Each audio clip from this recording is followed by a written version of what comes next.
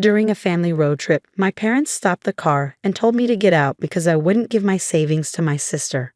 My mom smirked and said, "Figure out how to get home on your own." I smiled and said, "Actually, I already have a ride." Their faces dropped when a fancy car showed up. We were about 5 hours into what was supposed to be a fun trip when my parents pulled over. The mood was tense. My dad gripped the steering wheel so hard his knuckles turned white. My mom sat with her arms crossed, smirking like she always did when she thought she was in control. I knew what was coming. "Get out," my mom said coldly. I didn't move at first. I just sat there, waiting for them to laugh or say it was a joke. But they weren't joking. "You're serious?" I asked, staying calm. My sister, sitting in the back, groaned, "Oh my God, just get out already." This all started because I refused to give my younger sister my savings. She had spent all her money, probably on shopping or some new hobby she'd soon get bored of. She always asked for my money, and my parents always sided with her. But this time, I said no. And now here we were. My dad turned to glare at me. "You want to be selfish. Fine, you're an adult. Figure out how to get home on your own." My mom's smirk grew. "Let's see how independent you really are." My sister giggled. They thought they had me. They thought leaving me on the side of the road, hours from home, with just my phone and wallet, would make me panic. They thought I'd beg to come back. But I wasn't scared. Unlike them, I had a plan. I smiled and said, "Actually, I already have a ride." My parents looked confused. Just then, a sleek black luxury car, one my family could never afford, pulled up behind us. My mom's smirk disappeared. My dad's jaw tightened. My sister looked shocked for the first time ever. The car door opened and out stepped someone they never expected. That's when everything changed. Nathan stepped out, a man my parents didn't know. He was rich, the kind of rich my parents pretended not to care about. But unlike my family, he respected me. He walked around the car, adjusting his expensive suit, looking like someone who never had to worry about money. He glanced at my parents, then at me, and said, "You ready?" I nodded and grabbed my bag. My mom snapped. "Who is this?" I shrugged. "A friend." My dad leaned forward, glaring. "What kind of friend?" I didn't answer right away. Instead, I took my time getting out of the car, stretching like I wasn't just kicked out by my own family. I turned to them, enjoying how my mom's smug look turned to worry. Then I dropped the bomb. "Nathan owns the company I work for." Silence. My dad looked like he'd been slapped. My mom stared at Nathan's suit, the car, then back at me. My sister wasn't smirking anymore. "You work for him?" my mom asked, like it was impossible. "No," Nathan said sharply. "She doesn't work for me. She works with me." My parents' faces tightened. They had always treated me like I was nothing, like I was just there to give money to my sister. They never cared about my career or what I'd achieved. I had worked hard to get where I was. I had connections and options. Now they realized they couldn't control me anymore. Nathan checked his watch. "We should go," he said casually, like this wasn't the most awkward moment ever. I smiled. "Right." I turned to my parents, who were still staring at me like I was a stranger. "You wanted me to figure out how to get home on my own," I said. "Well, I did." My mom snapped. "Don't be dramatic. Just get back in the car." I laughed. "Oh no, you made your choice. Now live with it." Nathan opened the car door for me. As I got in, I saw my parents in the rearview mirror. They looked furious. They had lost. But they didn't know I wasn't done yet. As the car drove off, I let out a breath. Nathan glanced at me. "You okay?" I nodded. "Yeah, just thinking." But really, I was angry, not because they left me, I expected that, but because they thought they could throw me away like I was nothing, like I only mattered if I was useful to them. They were about to learn how wrong they were. As we drove, my phone started blowing up with messages. I expected angry texts from my mom or maybe my dad, but I didn't expect a text from my aunt. "Aunt Lydia, are you okay? Your mom just called me, ranting about you leaving with some rich guy." Aunt Lydia sounded nervous.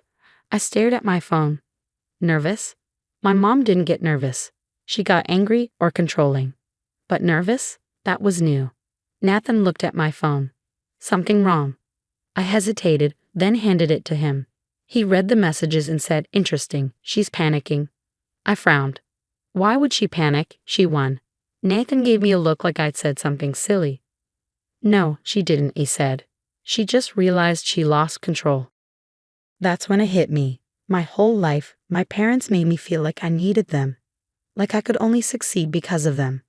But now, they'd proven I didn't. I leaned back smiling. They weren't worried about me. They were worried about what I might do next. For the next 2 days, I ignored their calls. The more I ignored them, the more desperate their messages became. My dad started with anger, calling me ungrateful, selfish, and a disappointment. My mom tried guilt, saying I was hurting the family. My sister, she didn't text me at all. That was a red flag. My sister loved to rub things in my face. If she wasn't texting, something was wrong.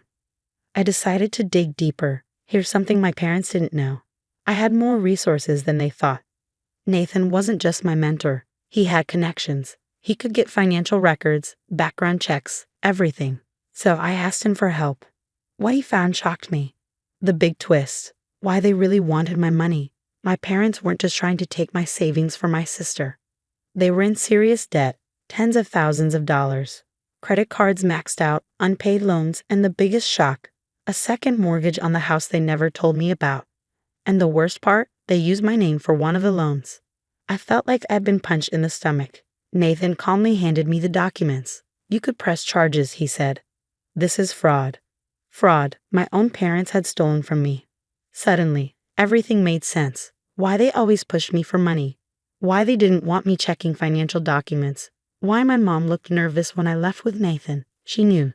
She knew if I found out, I could ruin them. Now I had a choice. I could confront them, demand the money back, or destroy everything.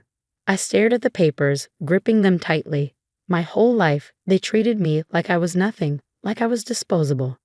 Now it was their turn to feel powerless. I looked at Nathan. What's the best way to make them suffer? He smirked, and that's when we made our plan. For years, I was their backup plan, their safety net. They used me, lied to me, and when I stopped being useful, they threw me aside. Now it was my turn. I wasn't just going to get my money back. I was going to make sure they lost everything. I didn't say a word to them. I didn't let them know I knew. I let them panic. And oh, did they panic? My phone was flooded with messages. My mom went from guilt-tripping to desperate. My dad, who always acted so tough, even called Nathan, the man they'd mocked days before, asking to talk to me. Nathan, being petty, put him on speakerphone. Look, my dad said, sounding tense. We need to talk. You can't just run off like this. Nathan smirked. She didn't run off. You kicked her out. Silence. I could almost hear my dad grinding his teeth. That's not the point. This is family business. She needs to come back. I finally spoke. Why? He hesitated. Because. He took a deep breath. Because we're struggling, okay? You don't understand how hard things have been for us.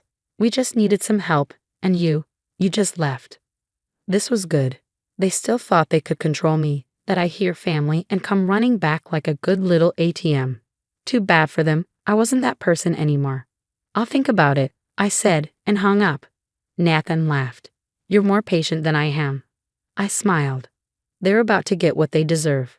First, I locked down my credit. No more loans in my name. No more sneaky credit cards.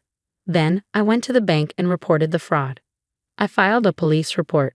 I handed over all the documents Nathan had found, proving my parents took out loans in my name. They thought I wouldn't notice. They thought I wouldn't fight back. Oh, they were about to learn how wrong they were. A week later, my mom called, frantic. They're saying we committed fraud. What did you do? I leaned back, holding back a laugh. What did I do? I repeated. You mean what you did? Her voice cracked. We're going to lose the house. I let that sink in. They were losing everything. Their debt had caught up to them. The loans, the house, the unpaid bills, it all fell apart at once. And without me to bail them out, they had nowhere to go. I smiled. Well, I said sweetly, maybe my sister can help you. My mom snapped. She doesn't have any money. You know that. Oh, the irony. I stayed quiet, letting her panic. Then she yelled, you can't do this to us. We're your parents. I tilted my head. Oh no, you did this to yourselves. Then I hung up. And just like that, I was free. A month later, my aunt texted me. Aunt Lydia, they moved in with your sister. The bank took the house. They're miserable. I stared at the message, then smiled. For the first time in my life, I didn't care. No guilt, no regret. They tried to ruin me, but in the end, they only ruined themselves. And I was finally free.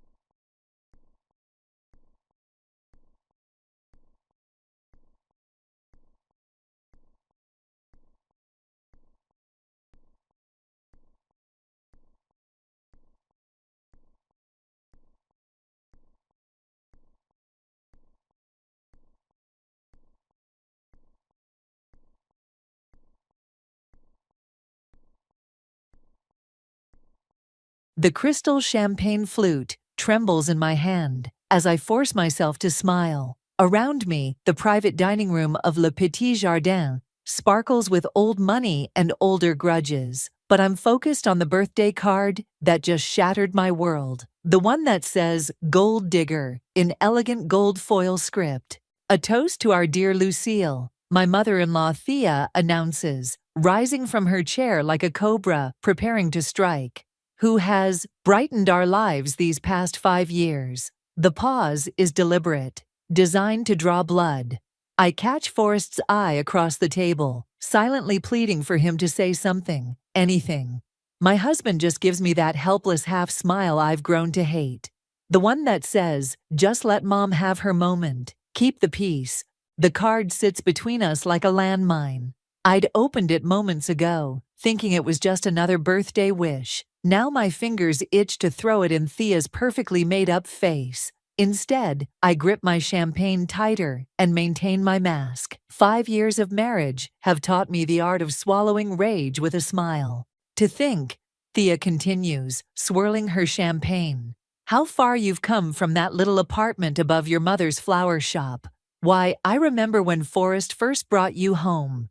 She trails off, letting the implication hang heavy in the air. Graham, my brother-in-law, snickers into his whiskey. His wife shoots me a look of manufactured sympathy that makes my skin crawl. The crystal chandelier catches the light, throwing shadows across faces I once thought would become family. To Lucille, Thea concludes, raising her glass, may you continue to appreciate everything our family has given you. The others echo the toast. I lift my glass mechanically, muscle memory from countless society functions where I've played the grateful daughter-in-law, but something inside me has finally snapped. Actually, I hear myself say, my voice steady despite the thunder of my heartbeat, I'd like to make a toast of my own. Forrest's eyes widen in warning. We don't challenge Thea. That's the unspoken rule that's kept our marriage intact. But I'm done playing by their rules. I stand, smoothing my silk dress, bought with my own money from my thriving business, though they'll never acknowledge that. To family, I say, letting my gaze sweep the table. To those who judge worth by bank accounts instead of character. To birthday cards that say what we're all thinking. I hold up the offensive card. Thea's smile doesn't waver, but her knuckles whiten around her glass. Graham stops snickering. To better tomorrows, I finish softly, and drain my champagne in one swallow. The silence that follows is absolute. Even the waiters hovering at the edges of the room seem to hold their breath. Forrest stares at his plate, like it holds the secrets of the universe. Well, Thea finally says, her voice arctic, I see someone's had a bit too much champagne. Forrest, darling, perhaps you should take your wife home. I'll call the car, Forrest mumbles, already reaching for his phone. Always ready to smooth things over, to pack away the ugly truth behind polite veneers. But as I gather my things, letting him guide me toward the door, with an apologetic hand on my back, I'm already planning. The card burns in my clutch, like a match waiting to start a fire. They think I'm just the gold digger who trapped their golden boy. They have no idea what I'm capable of. I'm sorry about Mom, Forrest whispers, as we wait for the valet. You know how she gets at these things. I turn to look at him, really look at him. And for the first time, I see him clearly. The weak chin he hides behind his carefully trimmed beard. The way he shifts his weight when uncomfortable, like a child expecting punishment. Don't worry about it, I say, patting his arm. My voice is honey sweet, masking the venom underneath. Everything's going to be different now. He relaxes, missing the steel in my words. But as our car pulls up to the curb, I'm already composing a message to Palmer in my head. It's time to remind this family that the flowers they look down on have thorns. My phone buzzes with a text from Thea. I hope you'll be more gracious at next week's charity gala. We all have reputations to maintain. I smile at the screen, thinking of the secrets Palmer hinted at months ago. About Graham's dealings, about the family's carefully hidden past. Of course, I type back. I wouldn't miss it for the world. The bonfire devours my wedding photos, curling their edges into ash. I watch Forrest's smiling face blacken and disappear into the flames, remembering how young we both looked, how naive I was, thinking love could bridge the chasm between our worlds. You shouldn't be burning things alone at midnight, Forrest calls from the patio door. The neighbors will talk. I don't turn around. Heaven forbid we give your mother more ammunition. He sighs, that familiar sound of resignation that used to make me try harder to please him. Now it just feeds the anger simmering in my chest.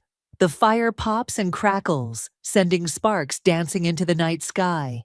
About tonight, he starts, moving closer. Mom was out of line with that card. I'll talk to her. Like you talked to her about the welcome to the family dinner where she served food I was allergic to. I toss another photo into the flames. Or when she told everyone at the country club I was pregnant, knowing we'd been struggling to conceive. Lucy, please, don't call me that. I whirl to face him. Your mother uses that name when she's trying to make me sound young and stupid. I'm Lucille. The firelight catches the confusion on his face. Even now he doesn't see it, doesn't understand how every slight, every calculated insult has been slowly killing the woman he married. I just want peace, he says softly. Is that so wrong? Peace, I laugh, the sound sharp enough to make him flinch. You want me to keep swallowing poison with a smile. That's not peace, Forrest. That's surrender. My phone buzzes in my pocket. Probably Ivy checking on me after my cryptic text earlier. Instead, I see Palmer's name on the screen. My heart kicks against my ribs as I remember our last conversation, the hints he dropped about Graham's business dealings. I need some time alone, I tell Forrest, already moving toward the house. Don't wait up. He doesn't try to stop me. He never does. In my home office, I lock the door and dial Palmer's number. Each ring stretches my nerves tighter until... I was wondering when you'd call. Palmer's voice is smooth as aged whiskey. Heard about the birthday dinner. Thea always did have a flair for cruelty. You worked for them for 20 years, I say, sinking into my chair. You must have seen it all. More than they realize. There's a pause, the sound of ice clinking against glass. But information isn't free, Lucille. What exactly are you looking for? I think of the gold digger card, of Thea's smirking toast, of Forrest's endless excuses. Everything, every skeleton, every dirty secret, every weakness. I want to know what makes them afraid. Dangerous territory, but I hear the interest in his voice. Graham's been asking about you, you know, wondering if you've seen certain documents. My pulse quickens. What documents? Meet me tomorrow at the Blue Room, noon, come alone. The line goes dead. I sit in the darkness, my mind racing. Graham's been watching me. The same Graham who laughed at Thea's jokes about my background, who tried to convince Forrest I was after the family fortune. My phone buzzes again. Ivy this time. Her message makes my blood freeze. Need to talk. Found something in the business accounts. Something bad. The cursor blinks as I try to respond. Ivy and I built our consulting firm from nothing, proving everyone wrong about those silly girls playing at business. She's my best friend, my partner, my anchor when the Addams family storms get rough. But what she found, could it be connected to what Palmer knows? To Graham's sudden interest? A soft knock at my door makes me jump. Lucille, Forrest's voice is muffled. Mom called. She wants to apologize, says she has a peace offering. I stare at my reflection in the dark window, seeing the ghost of that hopeful bride from the burning photos. The woman who thought she could earn their respect, their love. What a fool she was. Tell her I'll think about it, I call back, already knowing my answer. But Thea's peace offerings always come with strings, and I need her to think I'm still dancing to her tune. I text Ivy back, meeting tomorrow, don't show anyone what you found. Then I open my laptop and pull up the file I've been building for months, the one labeled Family History. Palmer's not the only one who's been collecting secrets. Tomorrow I'll start pulling threads, and this carefully constructed facade of family loyalty will unravel one strand at a time. My phone lights up with Thea's number. I let it ring, watching the flames through my window as they consume the last of my wedding photos. Autumn leaves skitter across the pavement as I wait for Ivy outside our office. The morning air bites at my cheeks, but the chill isn't what's making me shiver. Palmer's revelations at the Blue Room still echo in my head, making my carefully laid plans feel suddenly fragile. You look like you've seen a ghost, Ivy says, appearing beside me with 2 coffee cups. She hands me one, studying my face with the focused concern that's gotten me through countless crises. Spill. I glance around the empty street. Not here, inside.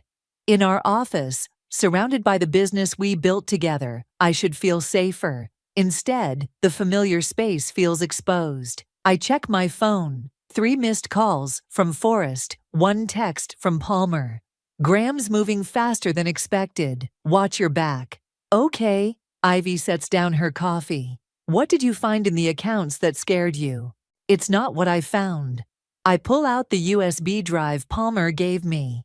It's what Graham's been hiding. The family's been laundering money through shell companies, Ivy. And some of those transactions, I swallow hard. They've been running through our firm. Her face goes pale. That's impossible. I check every client, every transaction. Graham's good at hiding things. I plug in the drive, pulling up documents that make my stomach turn. He's been using our reputation as cover. That's why he pushed so hard to get us that contract with Addams Industries. Son of a bitch. Ivy's hands shake as she scrolls through the evidence. This could destroy everything we've built. Why didn't you tell me sooner? The hurt in her voice cuts deep. I needed proof first, and I hesitate. I needed to know you weren't involved. She recoils like I've slapped her. You thought I might be working with them. Thea's been getting to everyone lately, making offers, dropping hints about expanding the business. The words taste bitter. I didn't know who to trust. You should have trusted me. Ivy stands, pacing our small conference room. We built this company on transparency, Lucille, on being better than the corporate sharks who tried to eat us alive. I know. Guilt mingles with the anger that's been my constant companion. But this is my chance to finally fight back, to show them they can't. This isn't just about your vendetta anymore. Ivy spins to face me. This is our company, our employees' livelihoods. What happens to them when this blows up? Before I can answer, my phone buzzes. Graham's name flashes on the screen. Don't, Ivy warns, but I'm already answering. Hello, sister dear. His voice oozes false warmth. We missed you at breakfast this morning. Mother was quite concerned. I'm sure she was. I keep my voice neutral, meeting Ivy's worried gaze. I've been busy with work. Yes, work. He chuckles. Funny thing about that, I was just reviewing some contracts and noticed some irregularities. Perhaps we should discuss them over dinner. My heart pounds, but years of dealing with Thea have taught me to keep my voice steady. Actually, I'm meeting Palmer for dinner. He's been quite helpful lately.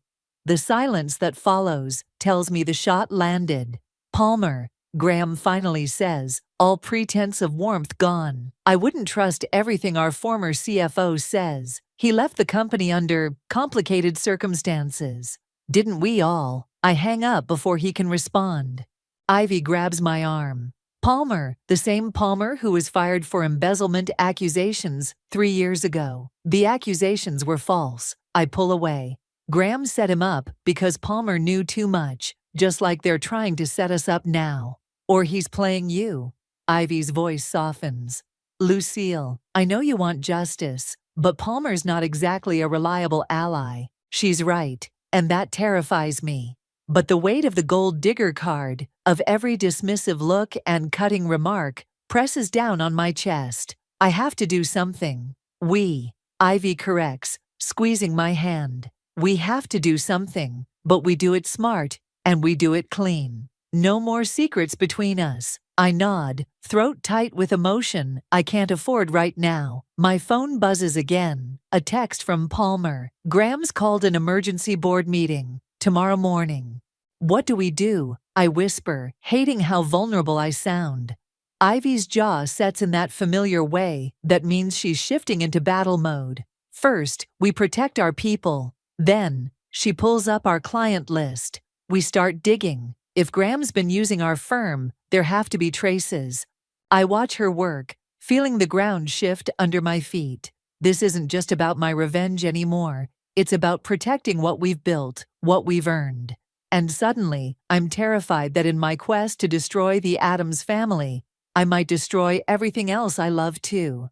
My phone lights up with another text, from Thea this time. Family dinner tonight, non-negotiable. We need to discuss your future with the company.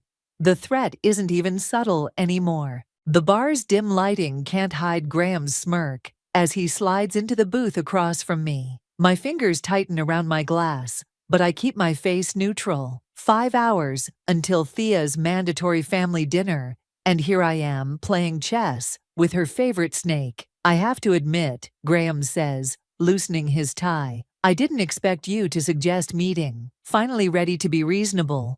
Reasonable? Ice cubes clink as I set down my drink. Like how you were reasonable when you funneled money through my company. His smirk doesn't waver, but something flickers in his eyes. Careful, Lucille. Accusations like that could be problematic, especially coming from someone with your background. My background. I lean forward. You mean the one where I built a successful business while you rode Daddy's coattails? That hits home. Graham's mask slips for a moment, revealing the rage beneath. You really want to play this game? Because I can make one phone call and your precious company will what? I pull out my phone, sliding it across the table. On the screen is an email from Palmer, containing documents that make Graham's face go pale. Interesting reading, isn't it? Amazing what people keep in their private servers. Palmer, he spits the name like poison. That drunk couldn't find the proof that you set him up, that you've been embezzling for years.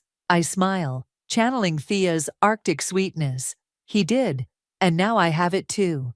Graham's hand shoots across the table, grabbing my wrist.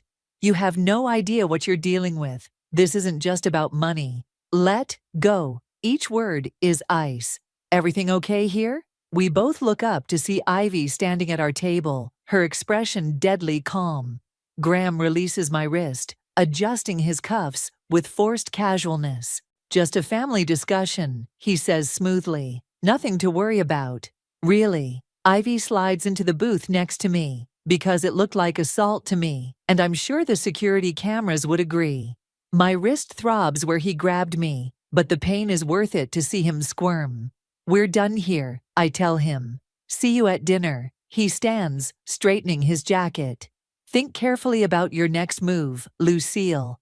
Some games you can't win. After he leaves, Ivy examines my wrist. That's going to bruise. We should file a report. No. I pull my sleeve down. Not yet. I need him scared, but not desperate. What he said about it not being just about money. Ivy hesitates. I found something else, about your mother's flower shop. My heart stops. What about it? She pulls out her tablet, showing me property records from 5 years ago. The fire that destroyed it, it wasn't an accident. The insurance investigator was paid off by Adams Industries. The world tilts sideways. That fire had destroyed everything my mother built. She died 6 months later, they said, from pneumonia. But I'd always known it was heartbreak. My voice cracks. They knew I was dating Forrest. They knew what that shop meant to us.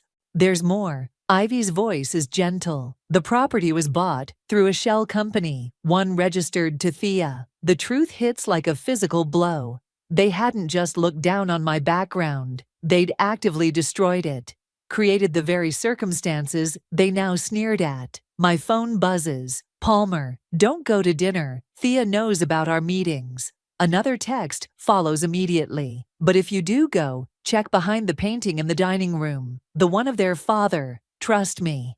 I have to go to that dinner, I tell Ivy, my voice steady despite the storm inside me. It's a trap. She grabs my hand. Graham's warning, Palmer's message, they're closing in. We need to be smart about this. I am being smart. I squeeze her hand back. I'm going to sit at that table and smile and let them think they've won. And then, I think of my mother's shop, of the dreams that went up in smoke, of every condescending comment about my humble beginnings from the people who engineered my family's destruction. Then I'm going to burn their world down. I stand, gathering my things. But first, I need you to do something for me. Anything.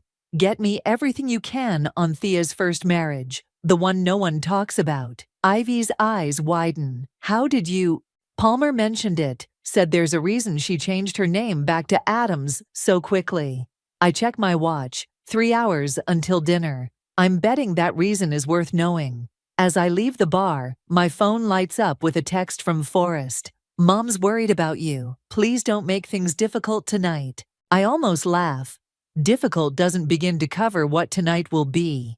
Behind the painting, Palmer said, whatever's there, it's time to find out exactly what kind of family I married into. Rain drums against my windshield as I sit in the Adams estate driveway, watching shadows move behind the dining room curtains. The painting Palmer mentioned feels like a bomb waiting to detonate. My phone buzzes with Ivy's latest update. Records show Thea's first husband died under suspicious circumstances. Insurance payout was massive. I close my eyes, remembering my mother's voice. Sometimes the price of revenge is your own peace, Lucy.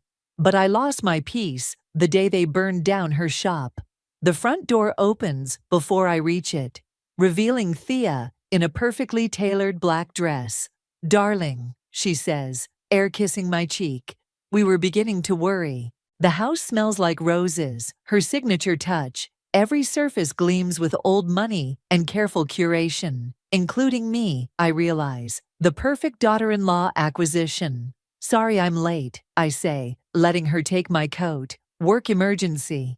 Yes, we heard about the irregularities Graham discovered. Her smile doesn't reach her eyes. Such a shame when these things happen. In the dining room, Forrest stands by the fireplace, drink in hand. The painting looms above him, their father stern and watchful even in oils. What secrets are you hiding? Lucille. Forrest moves to kiss me, but I turn my head so his lips catch my cheek. His aftershave can't quite mask the whiskey on his breath. Where's Graham? I ask, noting the empty place setting. Emergency board meeting. Thea gestures for me to sit. Just the three of us tonight. More intimate that way. My phone vibrates in my clutch. Probably Ivy with more dirt on Thea's past. But before I can check, Thea speaks again. I think it's time we had an honest conversation. She pours wine with practiced grace. About your future with this family. My future? I take a careful sip. I wasn't aware that was in question. Everything's in question lately, dear. Her voice hardens slightly. Your meetings with Palmer, your investigation into family matters, even your company's stability. Forrest shifts uncomfortably. Mom, maybe we should be quiet, darling. Thea doesn't even look at him. The grown-ups are talking. The dismissal hits him like a slap, and suddenly I see him clearly. Not just the weak husband, but the damaged son. How many times had Thea silenced him like this? I have a proposition. Thea continues.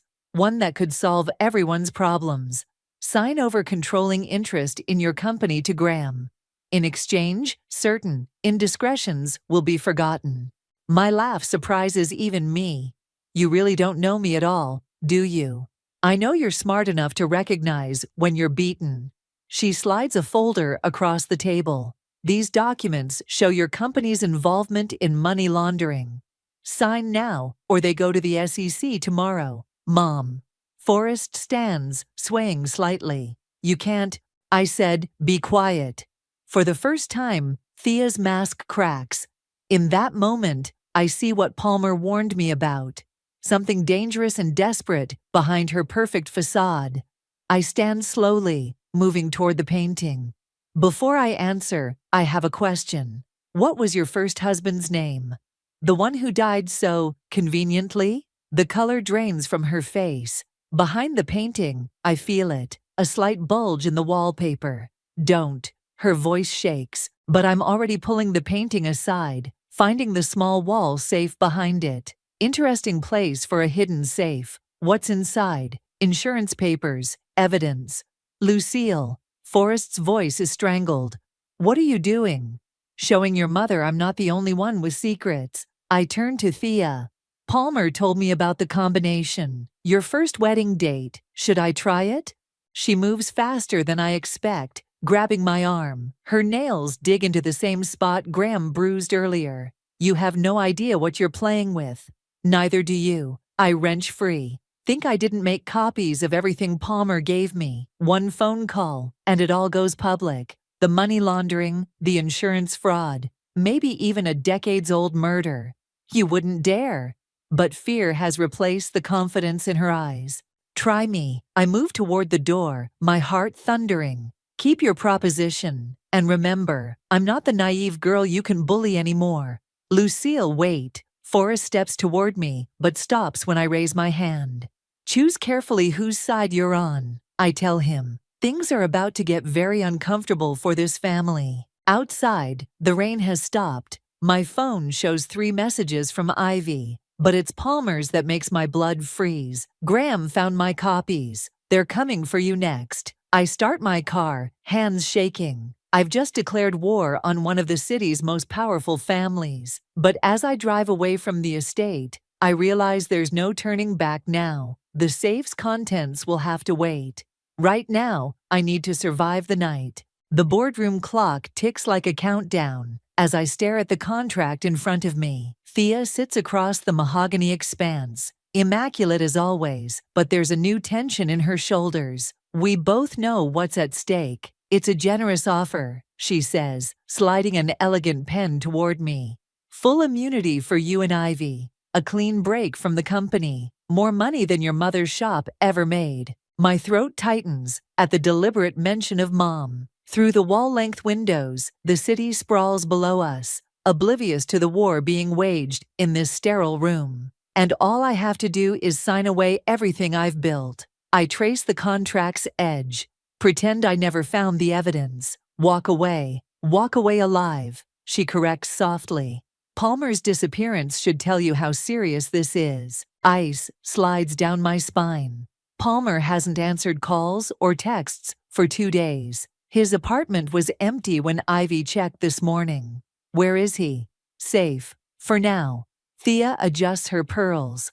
A tell I've learned means she's lying. But his future, like yours, depends on the next few minutes. My phone buzzes. Ivy. Don't sign anything. Found the smoking gun. Coming up now. Think of Forrest. Thea continues, mistaking my hesitation for weakness. This could destroy him. Is revenge worth losing your marriage? My marriage. I laugh bitterly. You destroyed that the moment you decided I wasn't good enough for your precious family. No, dear. Her smile turns predatory. You destroyed it when you chose Palmer over loyalty. When you started digging into things, better left buried. The boardroom door opens. Graham enters, followed by 2 men in dark suits. My heart stutters as I recognize them. The same insurance investigators who ruled Mom's fire an accident. Time's up, Graham announces. What's it going to be, Lucille? I reach for the pen, watching hope bloom in Thea's eyes. The same hope I saw when I first married Forrest. When she thought she could mold me into her perfect society daughter. The door bursts open again. Ivy rushes in, clutching a laptop, with Forrest close behind. His face is ashen. "Don't," he says. "Lucille, don't sign. I found the real files."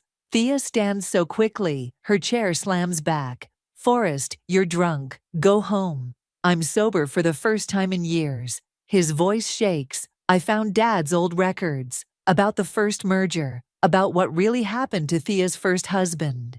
"Careful, little brother," Graham warns. But there's fear beneath the threat. Ivy sets her laptop on the table, turning it toward me. "The insurance payout from my mom's shop," I say, scanning the documents. "It didn't go to Adams Industries. It went to a private account." "Your account, Thea. You needed motivation," she snaps, "to understand your place, to appreciate what marrying into this family meant.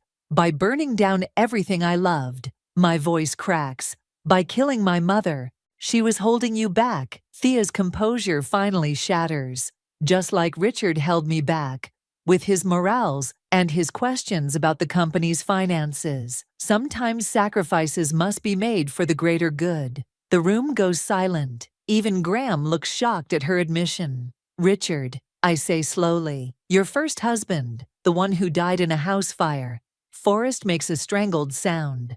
"Mom, what did you do?" "What I had to." She straightens, mask sliding back into place. "What I'll do again if necessary. Sign the contract, Lucille. End this now." I pick up the pen, feeling its weight. Everything I've worked for, everything I've discovered, balanced on this moment. "You're right," I tell her. "This ends now." Instead of signing, I pull out my phone and press play. Thea's voice fills the room. "Sometimes sacrifices must be made." "That's being live-streamed to the SEC," Ivy says calmly, "along with all the evidence we've gathered.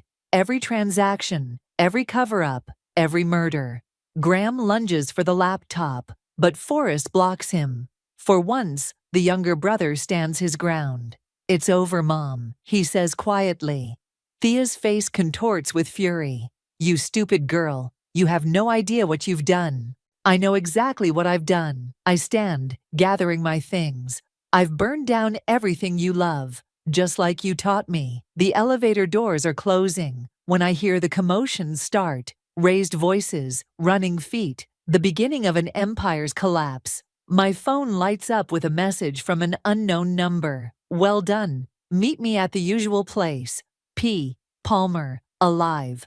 But can I trust him? After everything, can I trust anyone? The elevator descends, carrying me away from the wreckage. But somehow I know this isn't over. Thea's final words echo in my head. "I have no idea what I've done." Maybe she's right, but I'm about to find out. The charity gala glitters around me like broken glass. Beautiful, dangerous, sharp enough to draw blood. From my position near the grand staircase, I watch Thea work the crowd. Even with her world crumbling, she plays the gracious hostess perfectly. Only I notice how her hands shake when she lifts her champagne. "Security's in position," Ivy murmurs through my earpiece. Palmer's signal coming from the third-floor study. I adjust my evening gown, midnight blue, like the one Mom wore to my wedding. "Any sign of Graham?" "Not yet, but Forrest just arrived. He looks determined." My heart twists. After the boardroom revelation, he'd disappeared for 3 days. His last text still burns in my mind. I need to make this right. I start up the stairs, nodding to familiar faces. They smile back, unaware that in 15 minutes, federal agents will swarm this building. Unaware that their carefully curated society is about to implode. The third floor is darker, quieter. Classical music drifts up from below. As I approach the study, the door is ajar, lamplight spilling into the hallway. Palmer sits at the massive desk, looking remarkably alive for a supposedly missing person. "Right on time," he says, without looking up. "Close the door." I do, noting the fresh bruises on his face. "You're working with them. Smart girl." He finally meets my eyes. Had to make a choice when Graham found me. Die for your revenge, or live for something bigger. Bigger? My laugh sounds hollow. Like what? Like taking down not just the Addams family, but everyone they protect. He turns the laptop toward me. Their network runs deeper than you know. Judges, politicians, police chiefs. And you're helping them cover it up. I'm helping them think they're covering it up. His smile is razor sharp. While actually gathering evidence against everyone involved. The FBI has been building this case for years. The floor seems to tilt beneath my feet. You're an informant. Since before you married Forrest. Why do you think I helped you? Your mother's shop wasn't the first business they burned down. Just the latest in a long pattern. Footsteps in the hallway make us both freeze. The door opens, revealing Thea. She's still smiling, but her eyes are wild. I should have known, she says, closing the door behind her. The prodigal son returns, and with such perfect timing. More footsteps. Graham appears from the connecting room, gun steady in his hand. Found these in Palmer's briefcase, he says, tossing a stack of files onto the desk. Seems our friend's been very busy. It's over, Thea, Palmer says calmly. Federal agents are currently being detained by private security. Her smile widens. Did you really think I wouldn't have contingencies? That I haven't survived worse threats than you? Mom. Forrest's voice makes us all turn. He stands in the doorway, face pale but resolute. Drop the act. I sent them everything. Everything? She whispers. Dad's real cause of death, Richard's insurance papers, the offshore accounts. He steps into the room. I found your private files. The ones you kept in the lake house safe. Graham's gun wavers. What files? Ask her, Forrest says. Ask her what really happened to Dad when he threatened to expose the corruption. The moment stretches like a wire about to snap. I see it in Thea's eyes. The realization that her perfect world is finally irrevocably shattering. You ungrateful, she lunges for Graham's gun. Everything happens at once. The gun goes off, shattering a window. Palmer tackles Graham. Forrest grabs his mother. And I see my chance. I grab the files, sprinting for the door. Behind me, Thea breaks free, screaming my name. But I'm already running down the stairs, through the startled crowd, the evidence clutched to my chest like a lifeline. Ivy meets me at the bottom, already dialing. FBI's 2 minutes out. Local police are... Look out! Thea reaches me just as I hit the main floor. Her fingers tangle in my hair, pulling me back. We struggle in front of everyone. The perfect society matron, finally showing her true face. I made you, she hisses in my ear. I could have destroyed you. No, I gasp, breaking free. You tried to destroy me, but you forgot something. What's that? I straighten, facing her in front of her carefully cultivated audience. I'm my mother's daughter, and she taught me that flowers grow back stronger after a fire. The doors burst open. Federal agents flood in, weapons drawn. Graham and Palmer stumble down the stairs, both bloody. Forrest follows, carrying his father's private ledger. As they lead Thea away in handcuffs, she keeps her head high, but her perfect mask has cracked, revealing the darkness beneath. Forrest touches my shoulder gently. I'm sorry, he whispers, for everything. I watch Thea disappear into a federal vehicle, remembering the gold digger card that started it all. So am I. The night air carries the scent of rain and justice.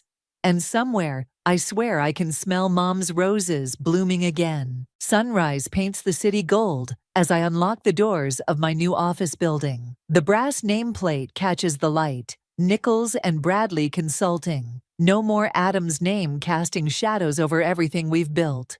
You're here early, Ivy says, appearing behind me with coffee and a stack of newspapers. The headlines scream about the Addams family's downfall, each more sensational than the last. Couldn't sleep? I take my coffee, breathing in the familiar scent. Keep thinking about what Thea said at her sentencing. You mean the part where she blamed you for destroying her legacy? Ivy snorts. Or the part where she swore she'd rebuild everything from prison. The part where she said I was just like her. I lead the way to our top floor office, where floor-to-ceiling windows offer a view of the city awakening, ruthless, willing to burn it all down. Hey, Ivy grabs my arm. You're nothing like her. She destroyed lives for power. You exposed the truth for justice. Before I can respond, my phone buzzes. Forrest's name makes my heart stutter, but I answer anyway. I'm at the shop, he says, without preamble. Mom's old accountant called. Said there's something I need to see. I close my eyes. The shop, my mother's flower shop. The lot has stood empty since the fire, a grave for dead dreams. I'll be there in 20. Ivy squeezes my shoulder as I gather my things. Want backup? No. I manage a smile. Some ghosts I need to face alone. The lot looks smaller than I remember. Forrest stands by his car, holding a weathered leather portfolio.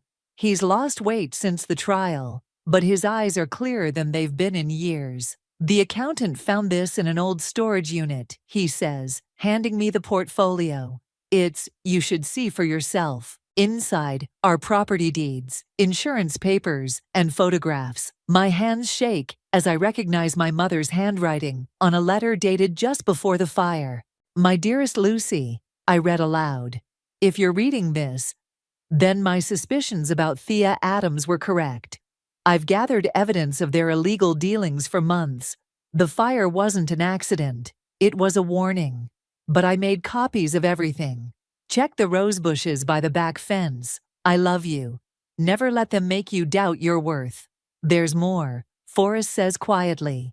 The accountant says she was working with federal investigators. She was building a case against my family when your mother had her killed. The words taste like ashes. I'm so sorry, Lucille. His voice cracks. I know it doesn't change anything, but I'm selling everything. The house, the company holdings, all of it. Using the money to set up a foundation in your mother's name. I trace my mother's signature, feeling the indentations her pen left in the paper. She knew. She was fighting back all along. Like mother, like daughter. He attempts a smile. The rose bushes survived, you know. They're still there, growing through the concrete. I walk to the back of the lot, where, sure enough, wild roses push through cracks in the pavement. Their scent fills the air. Mom's favorite variety, the ones she said were too stubborn to die. Kneeling, I dig carefully around the largest bush. My fingers hit something solid, a rusted metal box. Inside, perfectly preserved, are more documents, more evidence, more truth. She didn't just leave me her fight, I realize standing. She left me her strength. What will you do with it? I think of Thea in her prison cell, of Graham facing federal charges, of all the corrupt networks still hiding in plain sight. I'm going to finish what she started. I pull out my phone, dialing Palmer's number at the FBI task force. But this time, we're doing it right. No more shadows, no more secrets. We? Forrest asks. Me and Ivy. The foundation, if you're serious about it. Anyone else who's tired of powerful people burning down dreams. He nods slowly. Count me in. It's time I grew my own roses instead of poisoning everyone else's. Back at the office, Ivy's already working on expansion plans. Ready to build something new? She asks. I place my mother's box on the desk, next to the gold digger card I kept as a reminder. No, I say, tearing the card in half, ready to rebuild something that never should have been destroyed. Through the windows, the morning sun illuminates the city, like truth breaking through lies. Somewhere out there, Thea sits in her cell, plotting her revenge. Let her try. She taught me how to burn things down, but my mother taught me something better. She taught me how to rise from the ashes. I knew something was wrong the moment the church doors creaked open. Not because my fiancé was walking through them, but because he wasn't. The string quartet faltered. 300 guests shifted in their seats. My father's hand tightened around mine, and I felt the first crack in my perfect day. He's just running late, I whispered, more to myself than to Dad. But the knot in my stomach told a different story. I stood at the altar in my custom gown, the one Drew had said would make him cry when he saw me in it. 6 bridesmaids lined up beside me, my best friend Lacey at the front, her eyes suddenly avoiding mine. The minister cleared his throat. "Perhaps we should—" My phone buzzed in my maid of honor's clutch. Lacey pulled it out, her face draining of color as she read the screen. "Francesca," she said, her voice barely audible. "It's from Drew." The church fell silent. 300 people holding their breath, watching my world collapse in real time. I grabbed the phone, my fingers trembling so badly I could barely read the message. "I can't do this. I'm sorry. Please don't hate me." 5 seconds passed. 10. The words blurred as tears filled my eyes. "Francesca?" My father's voice seemed to come from miles away. "Sweetheart, what is it?" I looked up at the concerned faces surrounding me. My mother in the front row, hand pressed to her mouth. My college roommates who had flown in from across the country. Drew's parents, confusion etched across their features. "He's not coming." The words felt like glass in my throat. Drew isn't coming. The gasp that rippled through the church was like a physical blow. I stumbled backward, my veil catching on a candelabra. Someone steadied me. Madeline, I think, but I barely felt her touch. "There must be some mistake," Drew's mother said, rushing toward me. "Let me call him." I already tried. Zechariah, Drew's brother and best man, appeared at the side entrance, his face ashen. "His phone's going straight to voicemail." That's when I noticed Zechariah wasn't looking at me. He was looking at Lacey, who had backed away from me, clutching her bouquet like a shield. "Where is he?" I demanded, my voice rising. "Lacey, do you know something?" Her eyes darted to Zechariah, then back to me. I don't... "Francesca," my mother said, suddenly at my side. "Let's go to the bride's room. We need to figure this out privately." But it was too late for privacy. The murmurs had started, phones were coming out, and I could already imagine the social media posts. Francesca Chen left at the altar.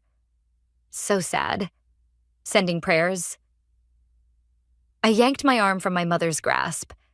"No, I want answers. Now." Zechariah stepped forward, his expression grim. "Fran, please, not here." "Then where?" I demanded. "Where exactly should I have this conversation? Where is the appropriate place to learn why my fiancé of 3 years decided to text me instead of showing up to our wedding?" The string quartet packed up their instruments. Guests began to stand, unsure whether to leave or stay for the unfolding drama. My father was on his phone, probably calling Drew, while my mother tried to usher me toward the exit. That's when I saw it. Lacey's hand resting protectively over her stomach. A gesture I'd seen before when my cousin was pregnant with her first child. The room tilted. "Lacey?"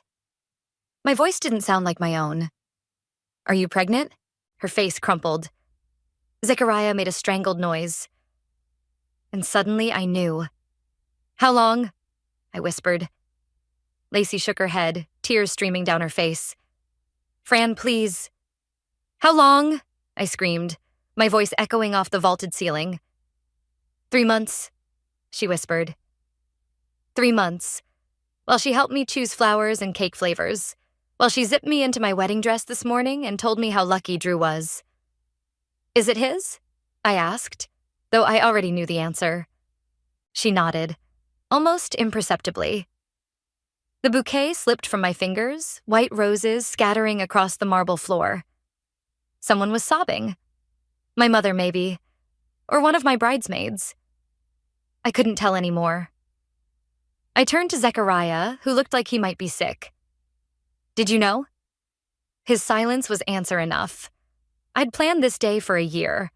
The dress, the flowers, the vows I'd written myself. The honeymoon to Bali. The life we were supposed to start together. All of it, a lie. I walked down the aisle alone, my train dragging behind me like the remnants of a dream. Guests reached for me as I passed, offering condolences, but I couldn't hear them over the roaring in my ears. Outside, the May sunshine felt obscene. I stood on the church steps, my makeup ruined, my heart in pieces, as reality crashed over me in waves. Drew wasn't coming. My best friend was pregnant with his child. Everyone knew before I did. I sank onto the steps, white satin pooling around me, and made a promise to myself. This would not be the end of my story. It would be the beginning of theirs. The next 3 days passed in a blur of unanswered calls, unopened sympathy cards, and empty wine bottles. I'd moved from my bed to the couch and back again, existing in a fog of betrayal so thick I could barely breathe through it. "You need to eat something," Madeline said, setting a plate of toast on my coffee table. She'd been checking on me daily since the wedding. That wasn't, bringing food I wouldn't eat and offering comfort I couldn't accept. "I'm not hungry." My voice was hoarse from crying. "I don't care. Eat anyway." She pushed the plate closer. "Starving yourself won't hurt them, Fran. It only hurts you." Them, Drew and Lacey, the names that had become poison in my mouth. I forced myself to take a bite of toast, nearly gagging on it. "Have you heard anything?" Madeline hesitated. "They're staying at his parents' lake house." The toast turned to ash on my tongue. Our lake house. The one where Drew had proposed, where we'd planned to spend our anniversaries, where we'd talked about building a nursery someday. "How thoughtful of his parents," I said, the bitterness scalding my throat. "Providing a love nest for their son and his pregnant mistress." "Fran, don't." I held up my hand. "Don't defend them. Not to me." Madeline sighed, gathering the empty wine bottles from my coffee table. "I'm not defending them. What they did is unforgivable. But you can't stay in this apartment forever, surrounded by this." She gestured to the wedding gifts still stacked in the corner, the framed engagement photos I hadn't had the strength to take down. "Watch me." My phone buzzed with an incoming text. I lunged for it, hope flaring despite everything. Maybe it was Drew, finally calling to explain, to apologize. But it was Zechariah. "We need to talk. It's important." I stared at the message, rage bubbling up fresh and hot. Zechariah, who'd known about the affair and said nothing, who'd stood beside his brother at our rehearsal dinner, toasting our future while knowing it was built on lies. "Who is it?" Madeline asked. "No one important." I tossed the phone aside, but 10 minutes after Madeline left, it buzzed again. "Please, Fran, there's more you need to know." More? What more could there possibly be? My fiancé had left me at the altar for my best friend, who was carrying his child. The humiliation was complete. The betrayal, absolute. Yet curiosity gnawed at me. What else was Zechariah hiding? "Fine. When?" "Now. I'm outside your building." I froze, then rushed to the window. Sure enough, Zechariah's black SUV was parked across the street, his familiar figure leaning against it. I should have ignored him. Should have closed the curtains and gone back to my cocoon of misery. Instead, I found myself buzzing him up, not bothering to change out of my sweatpants or wash my face. When I opened the door, Zechariah looked almost as bad as I felt. Dark circles under his eyes, stubble on his usually clean-shaven face. "You look terrible," I said flatly. "So do you." He stepped inside, his eyes taking in the chaos of my apartment. "Jesus, Fran." "Skip the judgment. What do you want?" He ran a hand through his hair, a gesture so like Drew's that my chest ached. "I came to apologize, and to tell you something I should have told you months ago. That your brother is a cheating bastard? Little late for that revelation. It's about the baby." Zechariah's voice dropped. "It's not Drew's." The world tilted sideways. "What?" "The baby, it's not Drew's." He met my eyes, his own filled with a mixture of guilt and something else, something that made my stomach drop. "It's mine." I staggered backward, gripping the edge of my kitchen counter. "You and Lacey?" He nodded, misery etched into every line of his face. "It happened once, after your engagement party. We were drunk, stupid. I never meant for it to happen again, but it did. The pieces were falling into place with sickening clarity." "How many times?" "Fran, how many times did you sleep with my best friend behind my back?" Zechariah looked away. It became regular about 6 months ago. 6 months. Half a year of betrayal right under my nose. And Drew found out. It wasn't a question. 3 weeks ago, Lacey told him she was pregnant and that it was mine. He was destroyed. So destroyed that instead of telling me, he waited until our wedding day to run away with her? My laugh was hollow. Make it make sense, Zechariah. He didn't run away with her. Zechariah's voice hardened. He ran away from all of us, Lacey included. Then why are they at the lake house together? They're not. Drew's gone, Fran. No one knows where. Lacey's at the lake house alone because her parents kicked her out when they found out about the baby. He stepped closer. Drew abandoned both of you. The revelation hit me like a physical blow. Drew hadn't chosen Lacey over me. He'd chosen neither of us. Why are you telling me this? I whispered. Because you deserve the truth. And because... Zechariah hesitated. Because I need your help.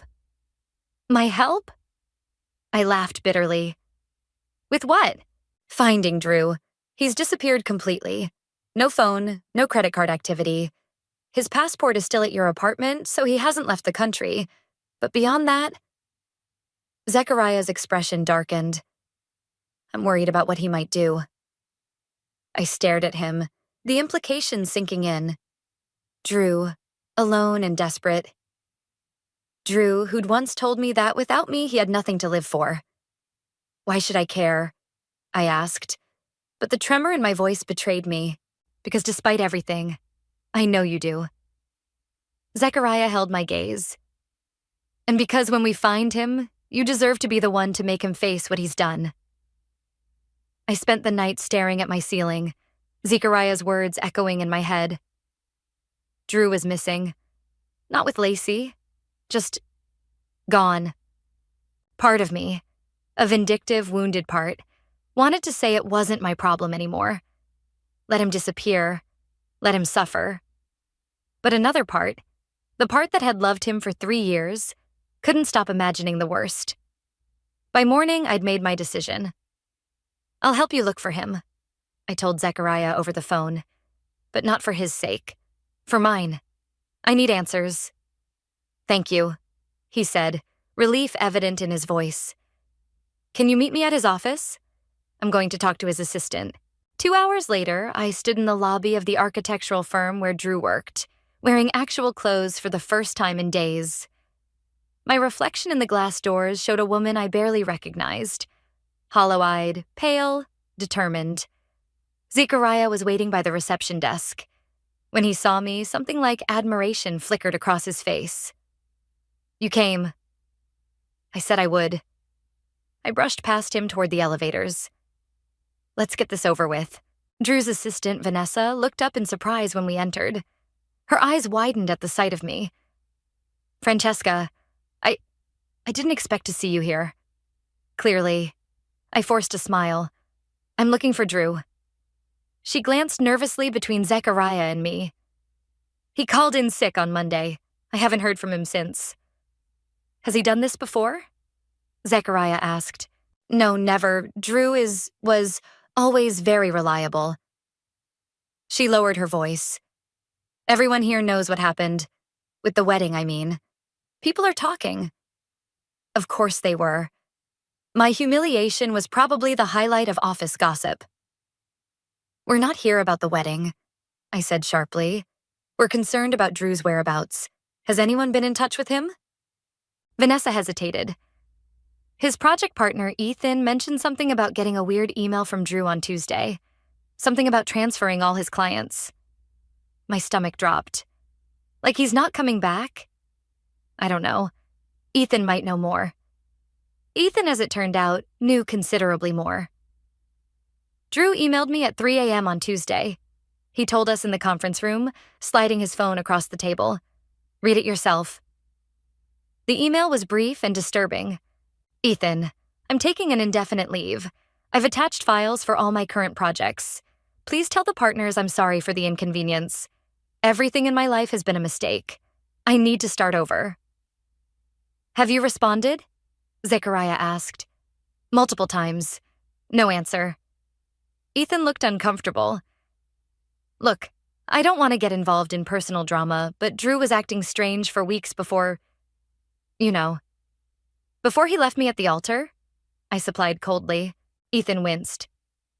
"Yeah, that." "Strange how?" Zechariah pressed. "Distracted. Taking personal calls in the stairwell. Once I found him just sitting in his car in the parking garage, staring at nothing." Ethan hesitated. "And there was a woman who came to see him a few times. Not you," he added, glancing at me. "Lacey," I said, the name bitter on my tongue. "No, older. Maybe in her 50s. Short gray hair, expensive clothes. They argued once right outside. Drew looked scared. Zechariah and I exchanged glances. This didn't fit anything we knew." "Did you catch her name?" I asked. "No, sorry. But she drove a silver Mercedes SUV. I remember because she nearly hit me in the parking lot once." Outside, Zechariah and I stood in stunned silence. "That doesn't sound like anyone I know," he finally said. "Me neither." I wrapped my arms around myself, suddenly cold despite the warm day. "What the hell is going on, Zechariah?" "I don't know, but we need to check his apartment next." Drew's place was exactly as I remembered it. Minimalist, expensive, impeccably clean. Except for the bedroom, which looked like it had been ransacked. "Someone was looking for something," Zechariah said, surveying the upended drawers and scattered clothes. Or Drew was packing in a hurry. I moved through the space that had once been so familiar, now feeling like an intruder. How many nights had I spent here, planning our future, believing I knew the man who slept beside me? In the bathroom, Drew's toiletries were gone. His passport, which Zechariah had claimed was at our apartment, was missing from the drawer where he always kept it. "He lied to you," I said when I returned to the bedroom. "Drew took his passport." Zechariah's face darkened. "That doesn't make sense. I checked your apartment myself before coming to see you." "Well, it's not here either." A horrible thought struck me. Unless what? Unless Drew has more than one passport. Zechariah stared at me. "Why would he have multiple passports?" "I don't know, but nothing about this feels right." I sank onto the edge of the bed, suddenly exhausted. I thought I knew him, Zechariah. I was going to marry him. How could I not know who he really was? Zechariah sat beside me, careful to maintain distance. "I'm his brother, and I'm asking myself the same question." We sat in silence, the weight of Drew's deception hanging between us. "I need to see Lacey," I said finally. Zechariah tensed. "I don't think that's a good idea. I don't care what you think. She was my best friend for 15 years. She knows things about Drew that you don't, that I don't." I stood up, newfound resolve hardening inside me. "And she owes me the truth. Fran, she's pregnant and alone. Because of choices she made." I cut him off. "Choices that destroyed my life. So either drive me to the lake house or I'll find my own way there." Zechariah looked at me for a long moment, then nodded. "Okay, but don't expect this to bring you peace." "Peace?" I laughed bitterly. "I'm not looking for peace, Zechariah. I'm looking for answers. And after that?" I glanced around the bedroom one last time. "After that, I'm looking for justice." The lake house stood exactly as I remembered it. Weathered cedar siding, wraparound porch, floor-to-ceiling windows reflecting the water. Drew and I had spent last Christmas here, building a fire in the massive stone fireplace, making love on the bearskin rug his father had hunted himself. Now Lacey was inside, pregnant, with Zechariah's child. "You don't have to do this today," Zechariah said as he parked the car. "We could come back tomorrow." "Stop trying to protect her." I unbuckled my seatbelt.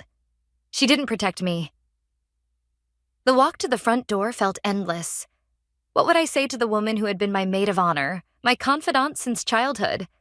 The woman who had betrayed me in the most fundamental way possible? I didn't have to decide. The door swung open before I could knock, and there she was. Lacey looked terrible. Her usually perfect hair hung limp around her face. Her eyes were swollen from crying, and her complexion had the sallow cast of early pregnancy. Fran. Her voice broke on my name. You came. Not for you. I pushed past her into the house. I'm looking for Drew. He's not here. She closed the door, not looking at Zechariah. I haven't seen him since the wedding day. The living room was a mess.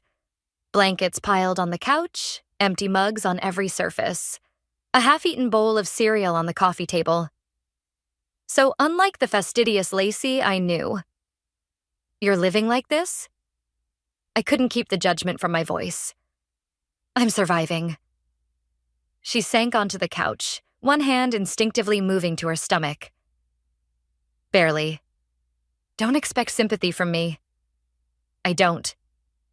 Her eyes filled with tears. I don't deserve it.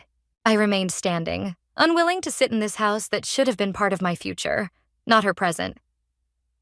Where is he, Lacey? I told you I don't know. She looked up at Zechariah, who hovered awkwardly by the door. Neither of us do. But you were sleeping with him too, weren't you? The question burned coming out. While you were sleeping with his brother? Lacey flinched. It wasn't like that. Then what was it like? Explain it to me. Help me understand how my best friend could do this. She took a shuddering breath. Drew and I, it only happened once. After he found out about me and Zechariah, about the baby. I froze, looking between them. What? It was revenge, Zechariah said quietly. Drew slept with Lacey to get back at me. The room seemed to tilt. And you didn't think this was relevant information? I was trying to protect you from more pain. Stop. Protecting. Me. I enunciated each word. I'm not fragile, I'm furious. And I deserve the whole truth. Lacey wiped her eyes. Drew was devastated when he found out about the baby. He came here, drunk, saying he'd lost everything. You, his brother's loyalty. He said he wanted to hurt Zechariah like Zechariah had hurt him. She looked down. I was vulnerable. Guilty. I let it happen. And then he left you too. I couldn't keep the bitter satisfaction from my voice. He was disgusted with himself. With all of us. Lacey reached for a tissue. The next morning, he said he couldn't go through with the wedding, but he couldn't face telling you the truth either. He said he needed time to figure out what to do. So he left me standing at the altar instead. The familiar rage bubbled up. How considerate. I begged him to talk to you. Lacey's voice cracked. I swear, Fran. I told him you deserved better than a text message. You're right. I deserved better than all of this. I gestured around the room at the three of us locked in this grotesque triangle. But that's not why I'm here. Drew is missing and we need to find him. Lacey's brow furrowed. Missing? What do you mean? Zechariah explained about the office visit, the ransacked apartment, the missing passport. That doesn't sound like Drew, Lacey said when he finished. None of this sounds like the Drew we thought we knew, I replied. But here we are. I moved to the windows overlooking the lake, needing space from both of them. The water was choppy today, white caps breaking against the shore. Like my emotions, turbulent, unpredictable, dangerous. Did Drew ever mention a woman? Older, gray hair, drives a Mercedes SUV? I asked without turning around. The silence behind me stretched too long. I turned to find Lacey and Zechariah exchanging glances. What? What aren't you telling me? Lacey bit her lip.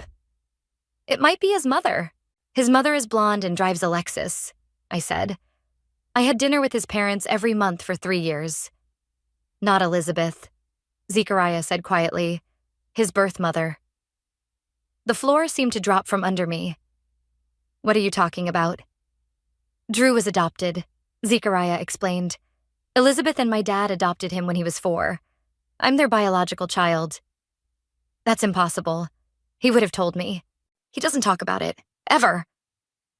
Zechariah ran a hand through his hair. His birth mother reached out about a year ago, wanting to reconnect. Drew refused. A year ago? My voice rose. We were already engaged, planning our wedding, and he never mentioned this? Drew compartmentalizes, Lacey said softly. You know that. I don't know anything anymore. I pressed my fingers to my temples, trying to process this new information. So this woman, his birth mother, you think she's involved in his disappearance? I don't know, Zechariah admitted, but it's the only lead we have. I took a deep breath, steadying myself. Do you know her name? Where she lives? No, Drew wouldn't discuss it. Zechariah hesitated. But there might be something in his personal files. He kept a lockbox in his closet. We already searched his apartment, I reminded him. Not that closet. Lacey stood up. The one here, upstairs. He keeps important documents in the lake house because it has a better security system. I stared at her, the implication clear. She'd been here enough to know these details. Details his fiancé, didn't know. Show me, I said, my voice hard.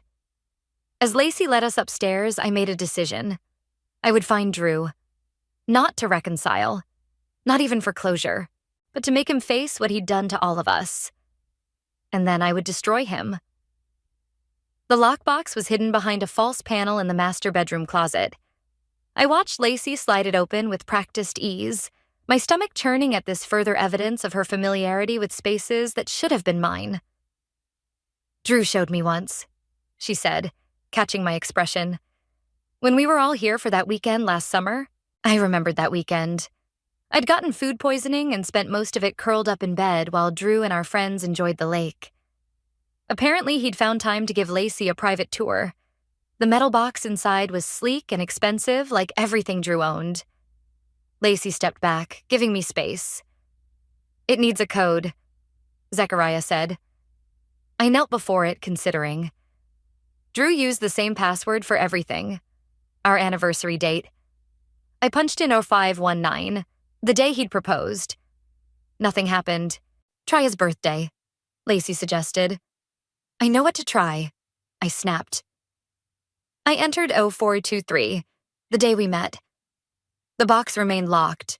Frustration mounting, I tried his parents' anniversary, his brother's birthday, even the date we'd closed on our apartment. Nothing worked. Let me, Zechariah said, gently moving me aside. He entered a 6-digit code and the lock clicked open. How did you know that? I demanded. It's the date his adoption was finalized. Zechariah lifted the lid. December 8th, 1997.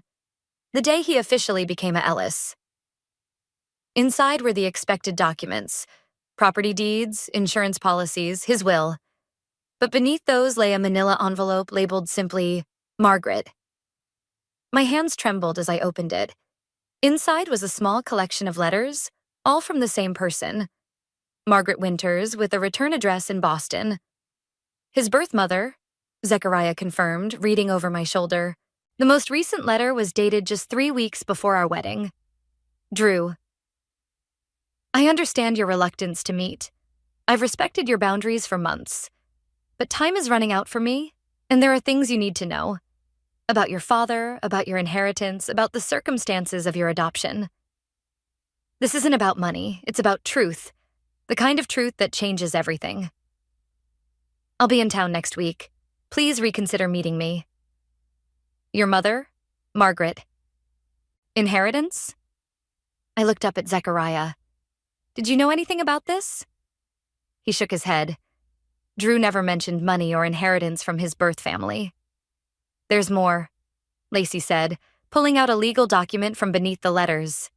It was a preliminary DNA test result, dated 2 weeks before our wedding. The kind used to establish paternity. Why would he need a DNA test? I whispered. Zechariah took the paper, his expression darkening as he read. It's not testing if he's related to Margaret. It's testing if he's related to someone named Robert Winters. Her husband? His birth father? I don't know. Zechariah looked troubled. But whatever this is about, it was consuming him right before the wedding. I gathered everything back into the envelope. We need to find Margaret Winters. The drive back to the city was tense. Lacey had insisted on coming with us, claiming she had as much right to answers as we did. I'd relented, but refused to sit next to her, taking the front passenger seat while she sat behind Zechariah. I still don't understand why Drew kept all this from me, I said, staring out the window. We were supposed to share everything. Drew has always been private about his adoption, Zechariah replied. Our parents never hid it from him, but he hated talking about it, like it was shameful somehow. But I was going to be his wife. And I was his brother, Zechariah said quietly. He didn't tell me about Margaret either. A notification chimed on my phone, a reminder for my final dress fitting scheduled for tomorrow. The wedding was supposed to be in 3 days. Would have been. The reality of it hit me fresh. I'd been so consumed with finding Drew, with understanding his betrayal, that I hadn't fully processed that my entire future had vanished. No wedding, no marriage, no children with the man I thought I'd grow old with. Tears burned behind my eyes. I blinked them back furiously. Fran? Zechariah glanced over, concerned. You okay? I should be on my honeymoon next week, I said, my voice barely audible. Instead, I'm hunting down my runaway fiancé with his brother and his pregnant mistress. From the back seat, Lacey made a small, wounded sound. I know this isn't what any of us planned, Zechariah began. Don't, I cut him off. Just don't. We drove in silence for several miles before my phone rang. Unknown number. Hello? Is this Francesca? A woman's voice, unfamiliar. Yes. Who's this?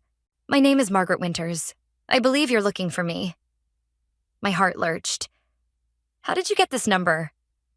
Drew gave it to me months ago as an emergency contact. A pause. I know what happened at the wedding. I'm so sorry. Where is he? I demanded. I don't know exactly, but I know why he ran. Her voice lowered. And it's not what you think. Then tell me. Not over the phone. Can you meet me tonight? I hesitated, looking at Zechariah, who nodded encouragingly. Where? The Meridian Hotel downtown, room 712, 8 o'clock. She paused. Come alone, Francesca. This involves things Drew wouldn't want his family to know. The line went dead. What did she say? Lacey leaned forward anxiously. I relayed the conversation, watching Zechariah's expression harden. You're not meeting her alone, he said firmly. She specifically asked me to. I don't care. We don't know who this woman really is or what she wants. She's Drew's mother, Lacey pointed out. Biologically, maybe, but she gave him up. She's a stranger. Zechariah's knuckles whitened on the steering wheel. This could be dangerous, Fran. Everything about this situation is dangerous, I replied. For my heart, at least. I stared out at the approaching city skyline.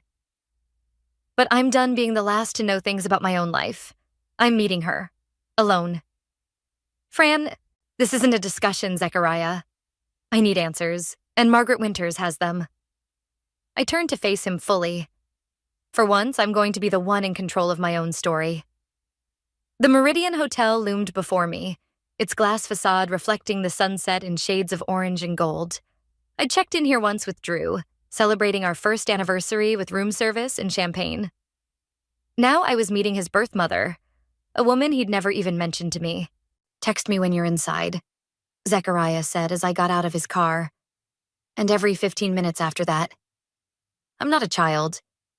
No, but you're walking into an unknown situation with a woman who might have something to do with my brother's disappearance. His eyes softened. Just be careful, Fran. I nodded, surprised by the genuine concern in his voice. When had Zechariah and I become allies in this mess? The hotel lobby was busy with evening check-ins. I bypassed the front desk and headed straight for the elevators, my heart pounding harder with each floor that passed. What would Margaret tell me? What secrets had Drew been keeping? Room 712 was at the end of a long hallway. I hesitated before knocking, suddenly aware that I was about to meet the woman who had given birth to the man I'd almost married. A woman who, for whatever reason, had given him up. The door opened before I could knock a second time. Francesca. The woman who stood there matched Ethan's description. Silver gray hair cut in an elegant bob, expensive clothes, shrewd eyes. Thank you for coming. I stepped inside, taking in the suite. It was one of the hotel's best, with floor-to-ceiling windows overlooking the city. On the coffee table sat a bottle of scotch and 2 glasses. I don't drink scotch, I said. Margaret smiled thinly. Drew does.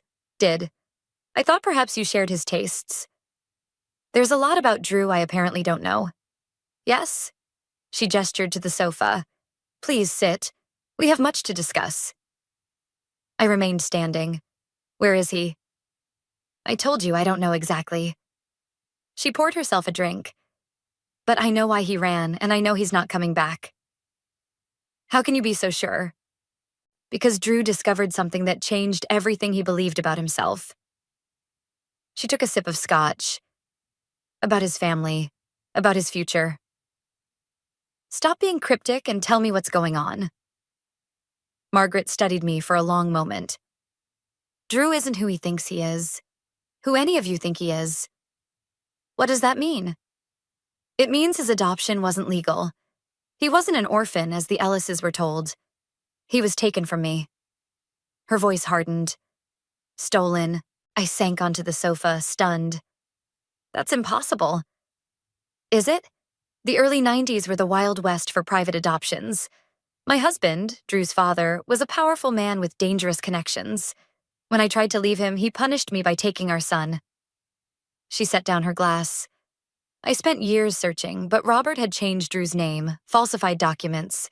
By the time I found him, he was a teenager, settled with his new family. I decided not to disrupt his life. Until now. Until Robert died 6 months ago, leaving Drew a substantial inheritance. The estate lawyers tracked Drew down. She smiled grimly. Imagine my surprise when I discovered my son was living in the same city as me. My head was spinning. So you contacted him? Yes. At first, he refused to meet, but then he agreed to a DNA test, to prove I was lying, I think. When the results confirmed I was his mother, he finally agreed to see me. Her expression softened. He looks so much like his father. The DNA test we found wasn't about you, I realized. It was about Robert, Drew's birth father.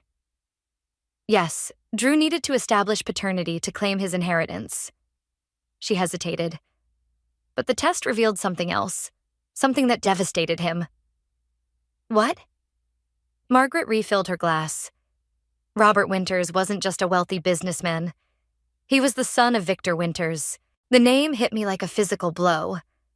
Everyone in the city knew Victor Winters, the developer who'd been indicted for fraud, money laundering, and connections to organized crime. He'd died in prison a decade ago. Drew's grandfather was Victor Winters? The Victor Winters?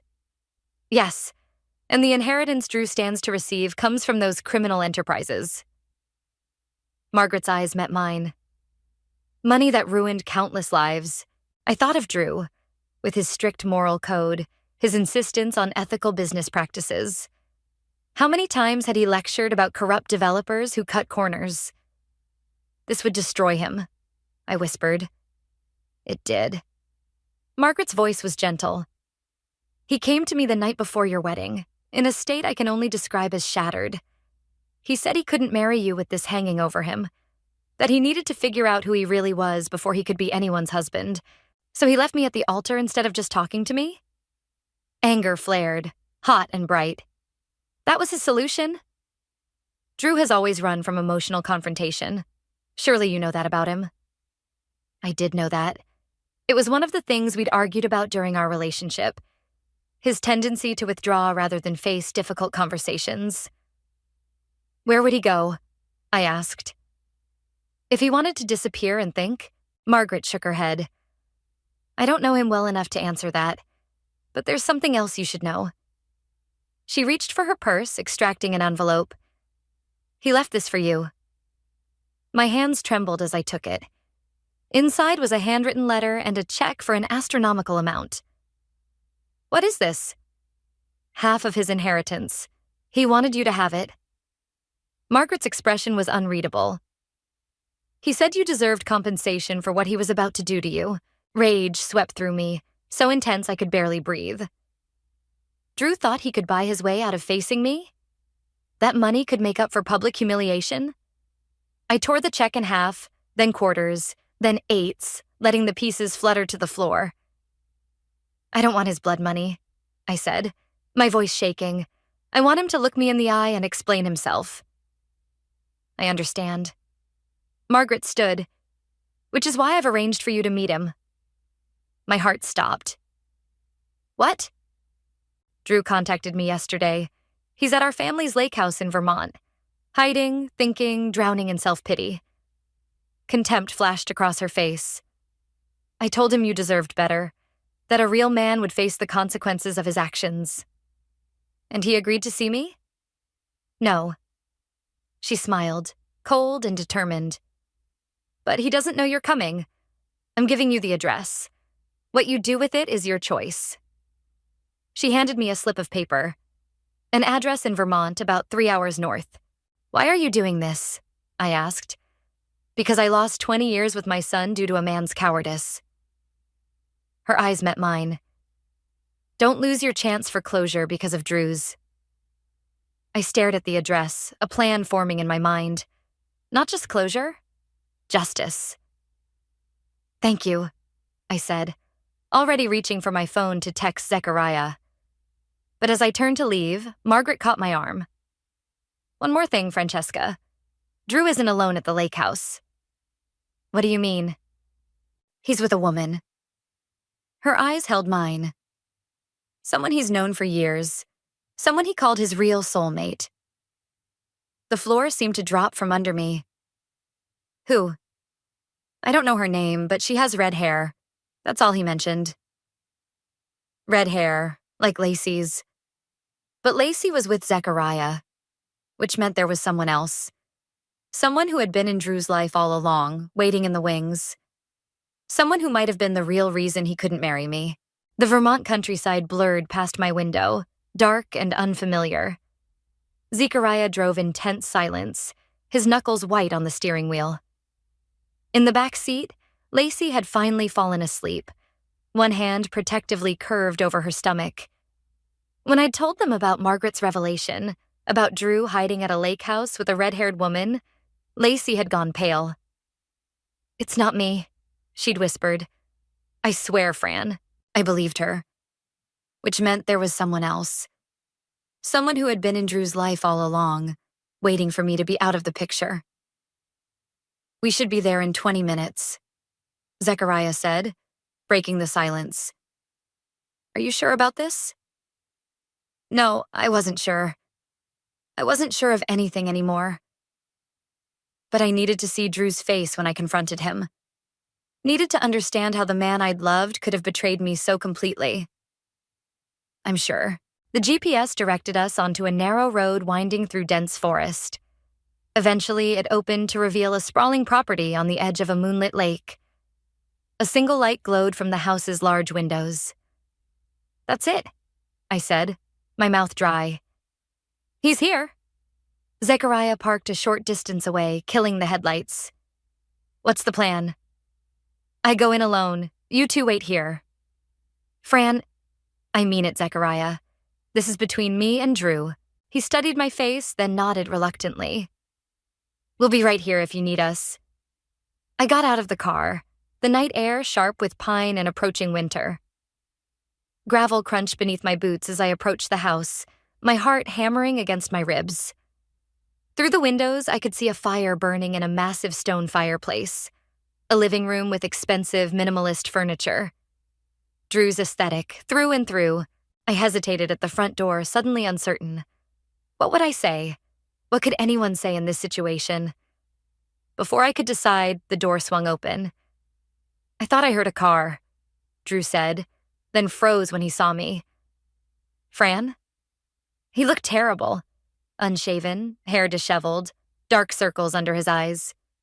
He wore sweatpants and a faded t-shirt, a far cry from the impeccably dressed man I'd known. "Surprise," I said, my voice steadier than I felt. "Aren't you going to invite me in?" He stepped back wordlessly, shock evident on his face. I walked past him into the house, taking in the empty whiskey bottle on the coffee table, the laptop open to what looked like flight bookings. "Planning another escape?" I asked. Drew closed the door, running a hand through his hair. "How did you find me?" "Your mother told me where you were." "Elizabeth?" "No, Margaret." His face hardened. "She had no right. And you had no right to leave me standing at the altar with a text message." My voice rose despite my efforts to stay calm. "You had no right to sleep with my best friend. You had no right to any of this, Drew." He flinched. "I know. Do you? Do you have any idea what you've done? Not just to me, but to Lacey? To your brother? To everyone who cared about you? I couldn't go through with it, Fran." He sank onto the couch, looking defeated. "Not after what I learned about my family, about who I really am." "So you're Victor Winter's grandson." "So what? That doesn't change who you are." "Doesn't it?" He looked up, his eyes haunted. "That money is tainted, built on suffering, and it's in my blood." "That's bullshit, and you know it. You chose the coward's way out because you were scared." "Yes," he admitted. "I was terrified of disappointing you, of not being the man you thought I was. So instead you became someone far worse." I looked around the room. "Where is she?" Confusion crossed his face. "Who?" "Don't play dumb. Margaret told me you weren't alone. The redhead. Your real soulmate." Understanding dawned in his eyes, followed by something like pity. "Fran, there's no one else here." "Stop lying to me." "I'm not lying. Margaret must have—" A noise from upstairs interrupted him. Soft footsteps, then a woman's voice. "Drew? Who are you talking to?" I whirled toward the staircase as a woman descended. Tall, slender, with shoulder-length red hair, and unmistakably pregnant. "Vanessa?" I gasped. Drew's assistant looked equally shocked to see me. "Francesca, what are you doing here?" I turned back to Drew, the pieces clicking into horrible place. "Your assistant? You left me for your assistant?" "It's not what you think," Drew began. "Really? Because it looks exactly like what I think." I gestured at Vanessa's pregnant belly. "How far along are you? 5 months? 6? Vanessa's hand moved protectively to her stomach. 7. 7 months, which meant she'd gotten pregnant while Drew and I were engaged, while we were planning our wedding. "How long?" I asked, my voice barely a whisper. Drew couldn't meet my eyes. "A year. A year. 12 months of lies. Of coming home to me after being with her. Of planning a future with me while creating a child with her." "Why didn't you just leave me?" I asked. "Why go through with the engagement, the wedding planning, all of it?" "Because I loved you too," he said simply. "I couldn't choose. So you let a DNA test make the choice for you." The pieces were finally falling into place. "You used your inheritance, your family history, as an excuse to run from the mess you'd made." He didn't deny it. "And Lacey? Where does she fit in?" Drew looked genuinely confused. "What about Lacey? Don't pretend you don't know she's pregnant with Zechariah's baby, that you slept with her to get back at him." Vanessa made a small, distressed sound. Drew stood, his expression hardening. "I never slept with Lacey. I don't know what she told you, but—" The front door burst open. Zechariah stood there, his face a mask of fury. Behind him, Lacey hovered uncertainly. "You son of a bitch," Zechariah growled, advancing on Drew. "You've been hiding here with your pregnant girlfriend while Fran's life fell apart?" Drew backed up. "Zech, wait." "And you." Zechariah turned to me. You knew about this? Is that why you insisted on coming alone? I didn't know, I said. Margaret told me he was with someone, but not who. Margaret. Drew spat the name. She orchestrated all of this. She wanted to punish me for rejecting her, for refusing the inheritance.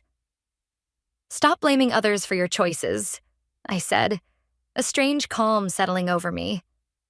You did this, Drew. All of it. I turned to Lacey, who stood frozen in the doorway. And you lied about sleeping with him. Why? Tears filled her eyes. Because I thought if you believed Drew had betrayed you too, you might forgive me someday. The truth hung in the air between us, ugly and raw. There's nothing left to forgive, I said finally. There's nothing left at all. I walked to the door, pausing beside Lacey. He's all yours, I told Zechariah. Both of them are. And I stepped out into the night, alone but finally, mercifully free. The drive back from Vermont was the longest and shortest of my life. I sat in the passenger seat of a taxi I'd called, watching unfamiliar towns blur past, feeling strangely hollow. Not sad, not angry, just empty, as if everything that had defined me had been scooped out, leaving only an echo. Dawn was breaking as we reached the city. I directed the driver to Sophia's apartment instead of mine. I couldn't face my place yet.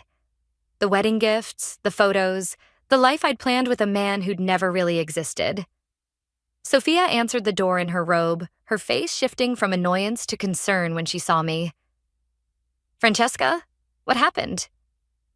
I stepped inside, the familiar scent of her apartment, cinnamon and old books, wrapping around me like a blanket. I found Drew, I said simply. She led me to her kitchen, putting on coffee without asking if I wanted any. Sophia had been my mother's best friend, and after Mom died, she'd stepped into that role in my life. She knew when to push and when to wait. He's been living in Vermont, I continued, with his pregnant assistant. Sophia's hand stilled on the coffee pot. Jesus. And Lacey lied about sleeping with him. She's pregnant with Zechariah's baby, but she wanted me to think Drew had betrayed me too. I laughed, the sound brittle, as if abandoning me at the altar wasn't betrayal enough. Sophia set a mug of coffee in front of me, adding a splash of bourbon. Drink this, then sleep. We'll figure out the rest later. But as I reached for the mug, my phone buzzed with a text from an unknown number. It's Margaret. We need to talk.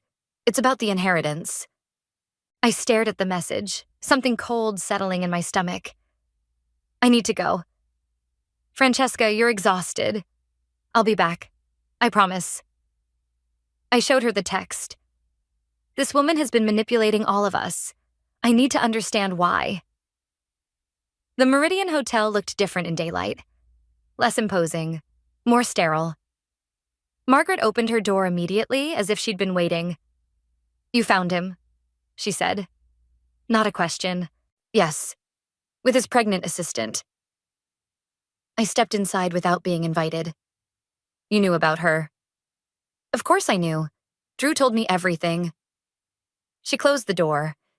Did he tell you why he really ran? Because he's a coward who couldn't choose between two women? Because he used his family history as an excuse to escape the mess he'd made? Margaret smiled thinly. Close, but not quite. She walked to the desk, retrieving a folder. Drew ran because he discovered something worse than being Victor Winter's grandson. She handed me the folder. He discovered who his grandmother was. I opened it, finding a DNA report more detailed than the one we'd found at the lake house. And a photograph, old, yellowed, of a young woman with my eyes. My exact eyes. I don't understand. Your maternal grandmother, Eleanor, had a child before she married your grandfather. A child she gave up for adoption. Margaret's voice was gentle. That child was me. The room seemed to tilt. That's impossible. Drew ran the DNA test to establish paternity for the inheritance, but the results showed something else. A close familial match to you. She took the photo from my trembling hands. We're related, Francesca. I'm your mother's half-sister, which makes Drew your second cousin. The implications hit me like a physical blow. We're related? Distant cousins, yes. Not close enough for legal or medical concerns, but close enough that Drew couldn't handle it. Especially with Vanessa pregnant, offering him a simpler future. I sank onto the sofa, my mind racing. Why didn't you tell me this yesterday? Would you have believed me? Or would you have thought I was lying to protect my son? She sat beside me. You needed to see for yourself what kind of man Drew really is. Does my mother know? Knew? The question caught in my throat. No, Eleanor never told anyone about me. I only found out when I was researching Drew's adoption and discovered my own. Her eyes, so similar to mine, held genuine regret. I never meant for you to be hurt in all this, Francesca. When I realized who you were, I tried to warn Drew, but he was already looking for an escape. I stood, needing space from this woman who was suddenly, impossibly, family.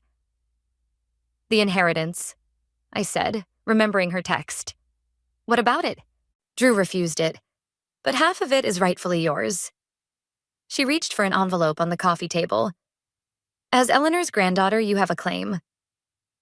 I stared at the envelope, thinking of Drew's attempt to buy my silence, of the tainted money built on suffering. I don't want it. It's millions, Francesca. I don't care. I moved toward the door. Keep it, donate it, burn it, just leave me out of it. Margaret studied me, something like respect in her eyes. You're nothing like him, you know. You face things head on. I've had practice recently. My hand on the doorknob, I turned back. Don't contact me again. Whatever connection we might have through DNA, it ends here. Sophia was waiting when I returned, concern etched on her face. I told her everything, about Margaret, about our relationship, about the inheritance I'd rejected. What will you do now? She asked when I finished. It was a question I'd been asking myself since walking out of Drew's lake house. What do you do when the future you planned disappears? When the people you trusted most betray you? I'm going to Italy, I said, the decision crystallizing as I spoke. Remember that art restoration program I got accepted to before I met Drew? The one I turned down because he couldn't leave his job here? Sophia smiled. The one in Florence? You'd be brilliant at that. They might still have a spot, and if not, I'll find something else. I felt lighter suddenly, possibilities opening before me. I need to start over somewhere that doesn't have his fingerprints all over it. What about your apartment? Your job? I'll sublet the apartment. As for my job, I shrugged. I've been designing other people's dreams for years. It's time to design my own. That afternoon, I sent 3 emails. One to the Florence program asking about late admission, one to my boss requesting a leave of absence, and one to my landlord about subletting my apartment. Then I called Tony, my neighbor who'd been quietly supportive through everything, and asked if he'd help me pack up Drew's things for donation. Whatever you need, he said without hesitation. Just tell me when. As I hung up, my phone buzzed with a text from Zechariah. Can we talk? I stared at it for a long moment, thinking about all the tangled connections that had defined my life these past years. Drew, Lacey, Zechariah, Margaret. Each relationship a knot I needed to untie before I could move forward. Not yet, I replied. But someday. That night, I stood on Sophia's balcony watching the city lights, feeling the first real peace I'd known since walking down that aisle alone. The future stretched before me, uncertain, unplanned, and entirely mine.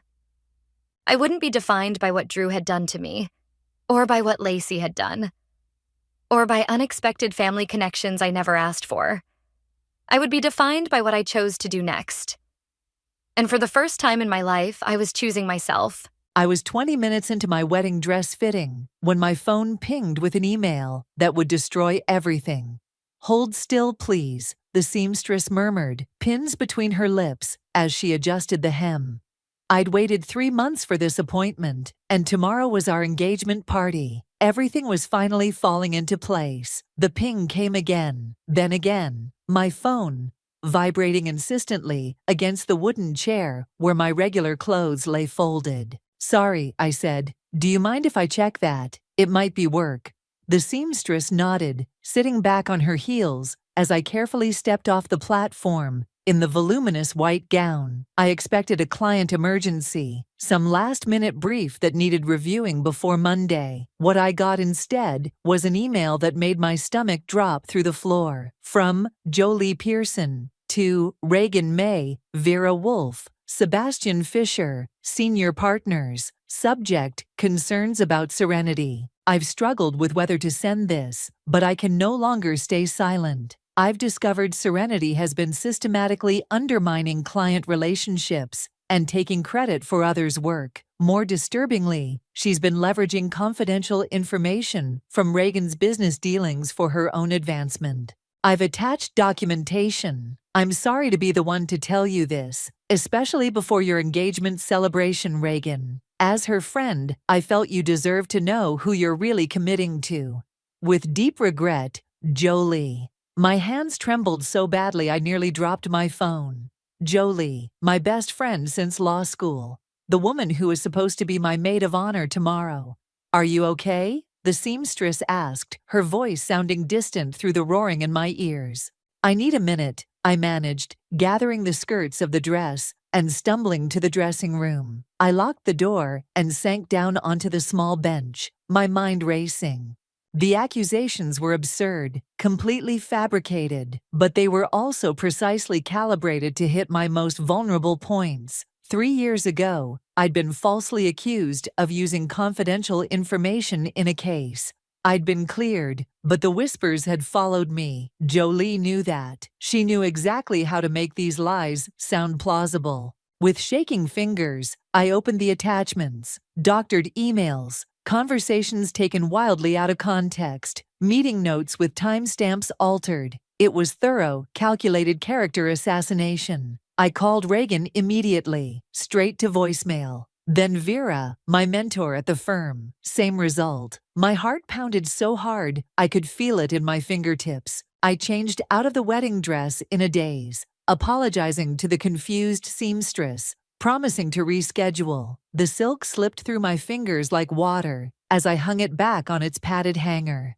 Would I ever wear it now? Outside, the October air hit my face, but I barely felt it. I ordered a rideshare to Jolie's apartment, my thoughts a hurricane of confusion and betrayal. We'd had dinner together just last night. She'd raised a toast to my happiness, had smiled at me across the table, while this email sat in her drafts folder. 20 minutes later, I was pounding on her door. "Serenity." She opened it, wearing yoga pants and a surprised expression that I now recognized as completely fake. "What are you doing here? Aren't you supposed to be at your fitting?" I pushed past her into the apartment we'd spent countless evenings in, drinking wine and sharing secrets. Or so I'd thought. "Why?" My voice came out as a rasp. I thrust my phone at her, the email displayed. "What is this? Why would you do this to me?" Something shifted in her eyes then. The pretense fell away, and for a brief, chilling moment, I saw something I'd never noticed before. A cold calculation, a satisfaction. "Oh, you got that already." She took a sip from her coffee mug, completely unfazed. I thought it might take longer to make its way through the firm's servers. "Jolie, these are lies. You know they're lies." My voice rose, desperation clawing at my throat. "Reagan, the partners, you sent this to everyone who matters in my life." She set her mug down carefully on the coffee table. "Are they lies, though, or just truths no one has been willing to see about you?" "What are you talking about? We've been friends for 15 years. And for 15 years, I've watched you get everything handed to you." Her voice remained eerily calm. "The Westlake case should have been mine. The senior partnership track should have been mine. Reagan should have been mine." The room seemed to tilt sideways. "Reagan, what does he have to do with this?" Her smile then, I'll never forget it. Small, satisfied, victorious. "He's already called me, you know. So confused, so hurt. Needed someone to talk to." She examined her manicured nails. "I'll be there for him. I'm always there for everyone, aren't I?" reliable Jolie, the friend who never gets the spotlight. Tears burned in my eyes, but I refused to let them fall in front of her. You won't get away with this. I already have. She picked up her phone, showing me a text from Reagan. Can we meet? I don't know what to think right now. You should go, she said, walking to the door and opening it. You have an engagement party to salvage, if it's still happening. I walked out, numb with shock, her words echoing in my head. In the hallway, my phone buzzed with a call from Vera. I answered, hearing the hesitation in my mentor's voice. Serenity, we need to talk about this email. The partners are concerned. The first tear fell as the elevator doors closed, carrying me down into a nightmare I couldn't have imagined an hour ago. My life, my career, my future marriage, all of it now balanced on a knife's edge because of a woman I would have trusted with my life. And I had no idea how to fight back. I spent the night in Reagan's arms, but the distance between us stretched wider than the Atlantic. He held me mechanically, his body rigid against mine. The engagement ring on my finger felt heavier than it had yesterday, a weight pulling me down rather than lifting me up. I don't understand how she could do this, I whispered into the darkness. 15 years of friendship, and she just fabricated all of it. Reagan's silence lasted 3 heartbeats too long. The documentation looked pretty detailed. Serenity. I sat up, switching on the bedside lamp. His face was carefully neutral, but his eyes gave him away. Doubt. He was doubting me. You can't seriously believe I would do those things. My voice cracked. Reagan, you know me. He ran a hand over his face. I thought I knew Jolie too. She's been my friend almost as long as she's been yours. And that's exactly why this hurts so much. She's weaponized our friendship. She's using everything she knows about me to make these lies seem plausible. The Westlake case was cleared by ethics review. I cut him off, anger flaring hot in my chest. 3 years ago, you were there. You saw what it did to me. He sat up too, the sheets pooling around his waist. I know, I remember, but the email she attached are doctored. Reagan, look at me. I grabbed his hands. Do you honestly believe I would risk my entire career by stealing information from your company?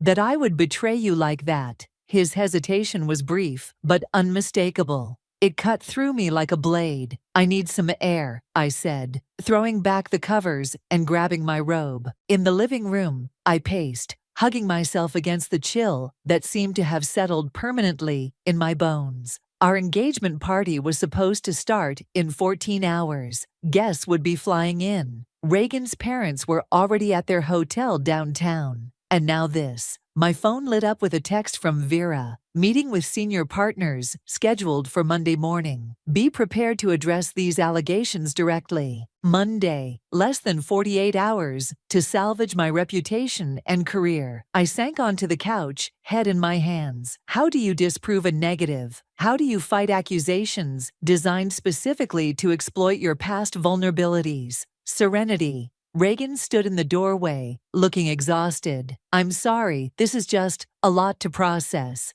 For you? I laughed bitterly. My best friend just tried to destroy my life, and my fiancé is questioning whether I'm a liar and a cheat. He came to sit beside me, leaving careful space between us. I'm not questioning you. I'm trying to understand what's happening. What's happening is that Jolie wants to take everything from me, including you. I told him what she'd said about him in her apartment. His face paled.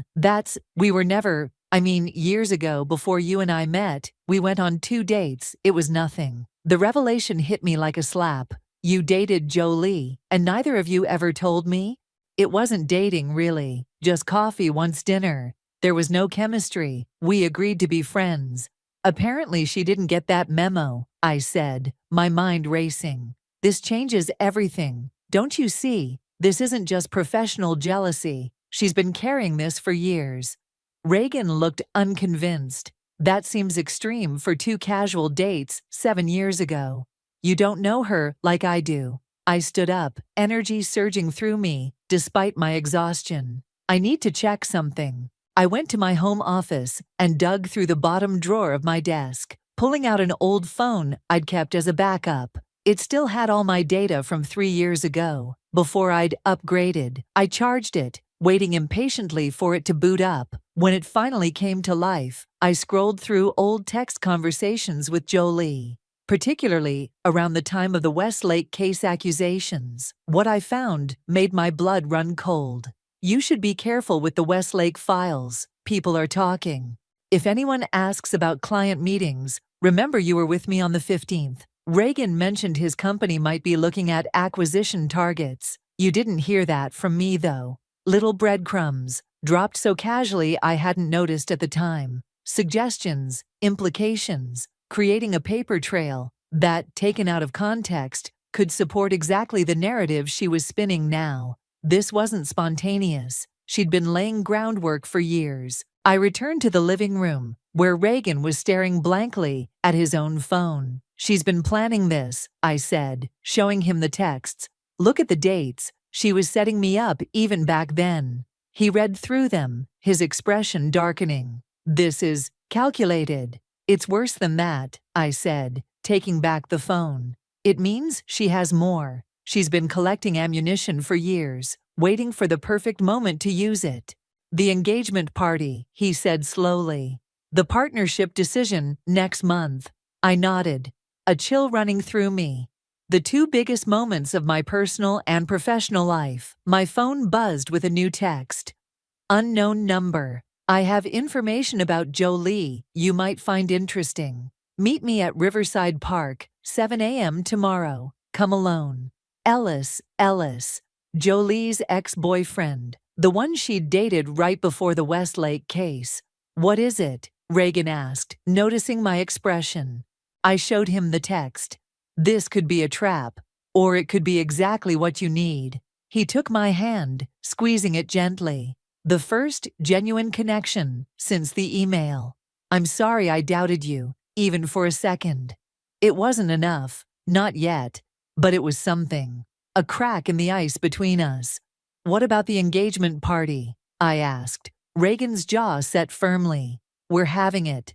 We're not giving her the satisfaction of thinking she's won."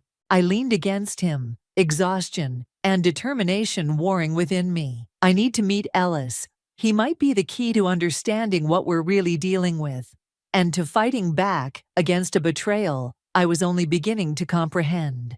Riverside Park, at dawn, was deserted, except for a few dedicated joggers and one man sitting alone on a bench overlooking the Hudson. I recognized Ellis immediately, tall, with the same sharp jawline I remembered from photos in Jolie's apartment years ago. He watched me approach, his expression unreadable. "You came," he said, standing as I reached him. No handshake offered, no pleasantries exchanged.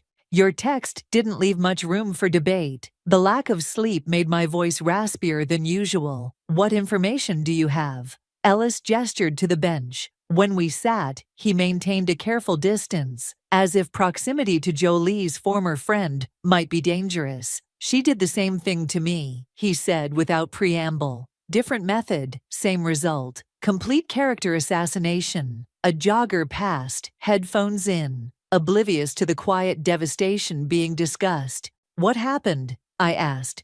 3 years ago, I was up for partner at my consulting firm. Jolie and I had been dating for 8 months. He stared out at the river.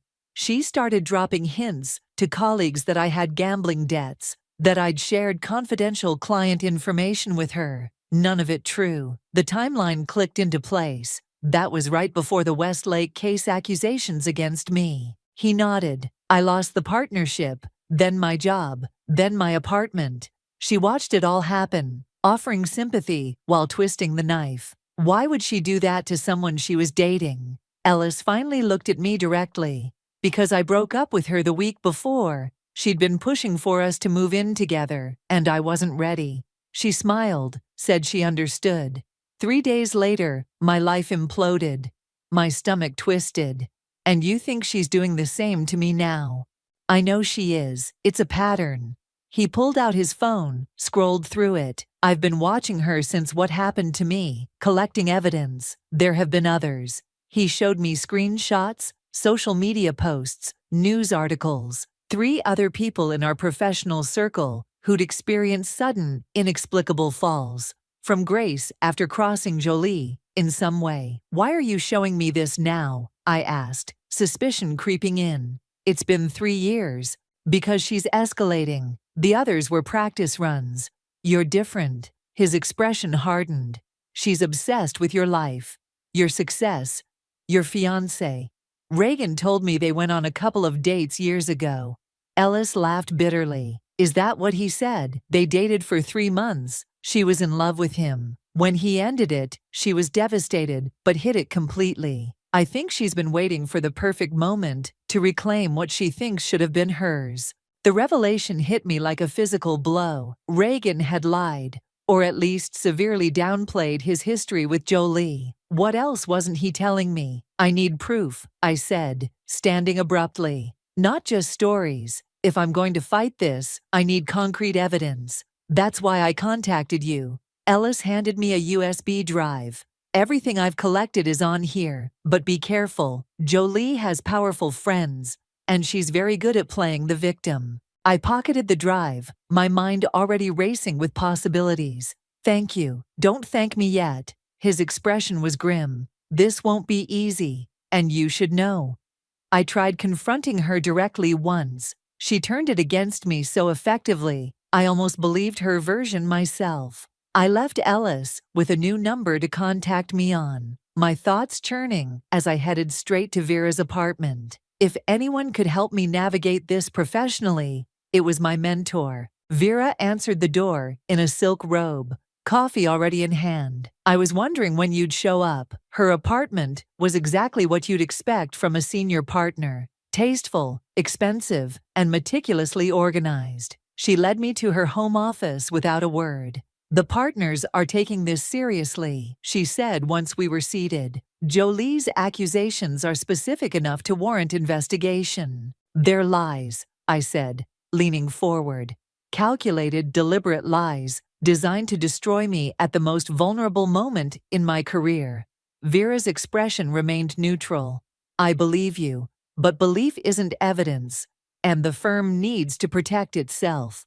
I have evidence that Jolie has done this before." I placed the USB drive on her desk, and I have texts showing she was trying to set me up years ago. She didn't touch the drive. "Be very careful, Serenity. If you make counter-accusations without ironclad proof, you'll look desperate." "So I'm just supposed to let her destroy everything I've worked for?" "No." Vera's voice softened slightly. "You're supposed to be smarter than she is. Think like the lawyer you are." I slumped back in my chair. "The engagement party is tonight. Half the firm will be there. Reagan's parents. Everyone will have seen that email." "Then use it." Vera leaned forward, suddenly intense. "Jolie will be watching for signs of your distress. Don't give her the satisfaction." "You want me to pretend everything's fine?" "I want you to understand your opponent. Jolie expects you to either collapse or lash out.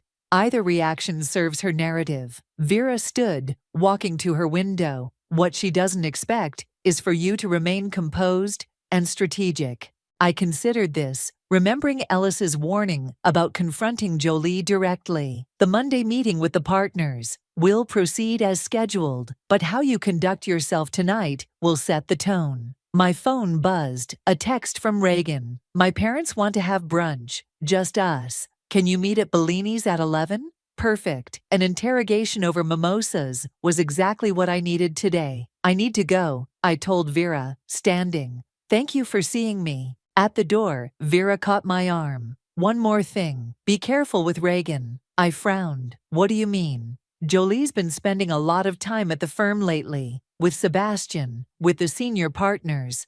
Her expression was unreadable. "And with Reagan, more than you might realize." The ground seemed to shift beneath my feet again. "Are you saying?" "I'm saying information is power, and you don't have all of it yet." She released my arm. "Watch your back, Serenity." From every direction. I left her building with my mind reeling, clutching the USB drive like a lifeline. For the first time, I understood that this wasn't just about surviving Jolie's attack. It was about uncovering how deep the betrayal really went. Bellini's was Reagan's favorite brunch spot, all exposed brick and Edison bulbs. His parents were already seated when I arrived, their posture stiff as church pews. Margaret's smile tightened when she saw me, while Robert didn't bother smiling at all. "Serenity," Margaret said, rising for the obligatory air kiss. "You look tired." "Long night," I replied, sliding into the seat beside Reagan. His hand found mine under the table, but his grip felt perfunctory. "We were just discussing the party tonight," Robert said, studying his menu with unnecessary focus. "Reagan mentioned there might be some workplace complications." I shot Reagan a look. He'd told them. Of course he had. "Nothing that can't be handled," I said, reaching for water to soothe my suddenly dry throat. "Darling, if there are problems at your firm, perhaps postponing would be sensible." Margaret's voice dripped with concern that didn't reach her eyes. "No one would think less of you." That was exactly what they wanted. A quiet cancellation, a gentle withdrawal of their son from a potentially messy situation. The Mays had built their family reputation on appearances and propriety. "The party's happening," I said firmly. "This situation is temporary." Robert lowered his menu. "Reagan tells us a colleague has made some serious allegations. Something about misusing confidential information." "Dad," Reagan warned. "What?" "If she's going to be part of this family, we deserve to know what we're dealing with." I set down my water glass with deliberate care. "What you're dealing with is a calculated attack from someone I trusted. The allegations are false." "Of course," Margaret murmured, not sounding convinced at all. "Though where there's smoke—" "Mom," Reagan interjected. "I'm simply saying that perceptions matter, especially in your position, Reagan. The company board watches everything." The server arrived, saving us from the immediate tension. We ordered, and I excused myself to the restroom, needing a moment to breathe. In the elegant bathroom, I gripped the marble countertop, staring at my reflection. Dark circles shadowed my eyes. I looked exactly like what I was, a woman under siege. My phone buzzed with a text from Ellis. "Check the drive yet? Focus on the folder labeled Patterns." I hadn't had time. Between Vera's warning and this brunch, I'd barely had a moment to think. When I returned to the table, Reagan was in heated whispered conversation with his parents. They fell silent as I approached. "Everything okay?" I asked, sliding back into my seat. "Fine," Reagan said too quickly. "Just discussing logistics for tonight." Our food arrived, and we ate in strained silence, punctuated by Margaret's pointed questions about the firm's investigation process and whether my position was secure. Each question felt like a tiny needle, testing for weakness. "Actually," I said, setting down my fork, "I've discovered Jolie has done this before, multiple times. I'm gathering evidence now." Robert's eyebrows rose. "That would certainly change things." "It doesn't change that the firm is investigating," Margaret countered. "The damage to your reputation is exactly what Jolie wants." I finished for her. "She's counting on everyone assuming guilt before innocence." "Including us?" Margaret asked sharply. I met her gaze directly. "You tell me." The table fell silent. Reagan shifted uncomfortably beside me. "I think," Robert said finally, "that we should support whatever decision you and Reagan make about tonight." It wasn't exactly a ringing endorsement, but it was something. After brunch, Reagan and I walked in silence toward our apartment. The October air carried the first real bite of autumn. "You didn't tell me your parents knew," I said finally. He sighed. "They called this morning. Someone from the firm had already contacted my father." I stopped walking. "Who?" "Sebastian, apparently. He's on some charity board with my dad." Sebastian. Vera had mentioned him spending time with Jolie. The connections were multiplying. A web I was only beginning to see. "Reagan," I said carefully, "I need to ask you something. And I need the whole truth, not the sanitized version." He tensed. "Okay?" "Your relationship with Jolie. Ellis told me it was 3 months. Not 2 casual dates." Reagan's face flushed. "It wasn't serious." "That's not what I asked." He ran a hand through his hair. Fine. Yes, we dated for about 3 months. It ended badly. She wanted more than I did. And you never thought this was relevant information, even after she sent that email. I didn't think it mattered. It was 7 years ago, Serenity. It matters because she's still in love with you. The words burst out louder than I intended. A passing couple glanced our way. Ellis says she's obsessed, that this is about taking back what she thinks should have been hers. Reagan's expression shifted from defensive to troubled. That can't be right. When was the last time you spoke with her? Before the email? He hesitated just a fraction too long. I don't know. Around the office, maybe. Reagan. He looked away. She called me last week, said she needed advice about a client situation. We got coffee. The betrayal felt like a physical blow. And you didn't think to mention this. It was nothing. Professional courtesy. There is nothing professional about what she's doing. I started walking again, faster now. I need to check that USB drive. Ellis said there's a pattern. Reagan caught up, grabbing my arm. Serenity, wait, I'm sorry. I should have told you everything. Yes, you should have. I pulled away. I'm fighting for my career, my reputation, and apparently my relationship too. I can't do that if I don't know what I'm really up against. Back at our apartment, I went straight to my laptop. The USB drive contained dozens of files, meticulously organized. The patterns folder held timelines, screenshots, and documents tracking Jolie's behavior over years. One name in the files jumped out immediately: Sebastian Fisher. I clicked on the folder with his name. Inside was a series of emails between him and Jolie, dating back 2 years, friendly at first, then increasingly intimate. In the most recent exchanges, they discussed firm politics, partnership tracks, and me. She's too confident, too comfortable. The Westlake thing should have been a warning. Patience. The engagement announcement gives us perfect timing. Everything's in place. My hands shook as I scrolled through more messages. This wasn't just Jolie. It was a coordinated effort. With Sebastian, with others at the firm I'd considered allies. And based on the timestamps, it had begun right after I'd been put on the partnership track instead of Sebastian. My phone buzzed with a text from Vera. Need to see you before the party. My office, 4 p.m. Bring whatever you've found. I closed the laptop, a cold clarity settling over me.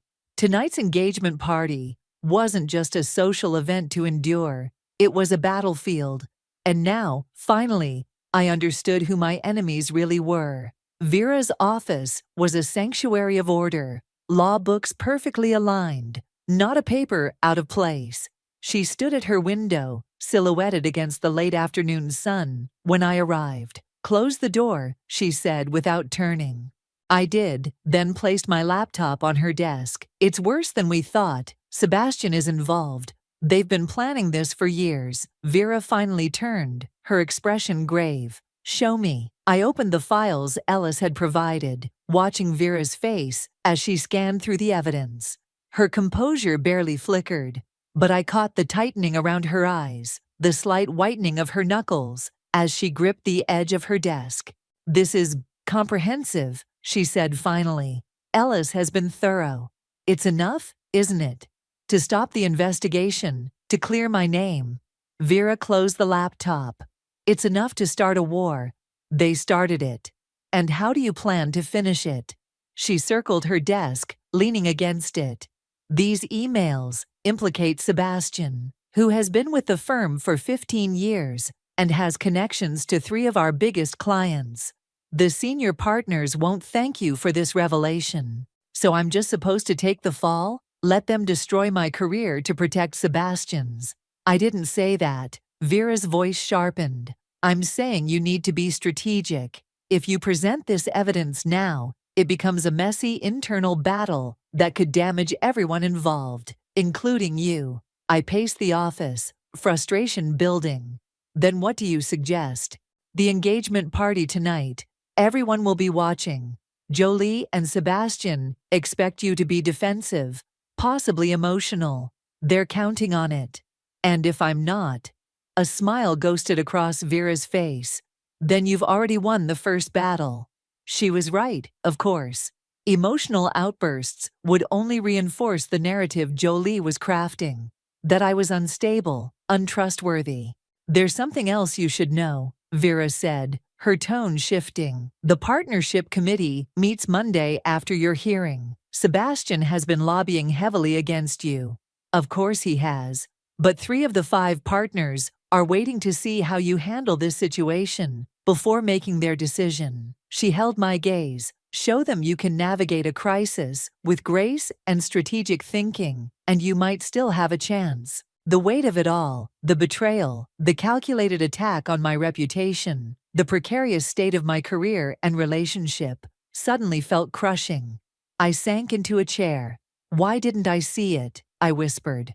All these years, I thought Jolie was my friend. I thought Sebastian was a colleague. I never saw the resentment building. Because you were focused on your work, not office politics.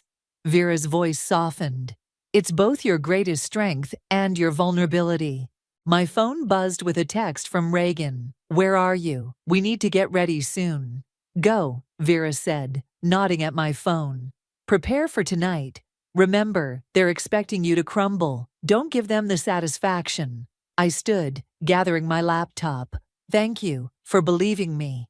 This isn't about belief, Serenity. It's about evidence and strategy. She paused. And for what it's worth, I've always known you were the stronger candidate for partner. Sebastian knows it too. That's why he's resorting to this. Her words steadied me as I left the office. A new resolve forming. I wouldn't just defend myself. I would reclaim the narrative entirely. At home, Reagan was already dressed in his suit, pacing our living room. There you are, he said, relief evident in his voice. I was getting worried. I was with Vera. I set my laptop down carefully. I found evidence linking Sebastian to Jolie's plan. His eyebrows shot up. Sebastian, are you sure? Emails, texts, meeting notes. They've been coordinating this for years. I watched his face carefully. Did you know Sebastian and Jolie were close? I knew they worked together sometimes. He loosened his tie slightly. Sebastian mentioned her occasionally, but nothing that suggested this. I wanted to believe him, needed to, but doubt had taken root, and I couldn't quite shake it. I need to get ready, I said, moving toward our bedroom. He caught my arm gently. Serenity, are you sure we should go through with tonight? We could postpone, deal with this first. That's exactly what they want. I pulled away. I'm not giving them the satisfaction. In our bedroom, I unzipped the garment bag containing the dress I'd chosen weeks ago, deep emerald silk that made my eyes look almost golden. As I slipped it on, I felt like I was donning armor. My phone buzzed again. Unknown number. Be careful tonight. Jolie and Sebastian will both be watching for weakness. They have something planned. Ellis. I stared at the message, a chill running through me. What else could they possibly do? The damage to my professional reputation was already severe. My relationship with Reagan was strained. What more could they take? Another text arrived, this one from Zara.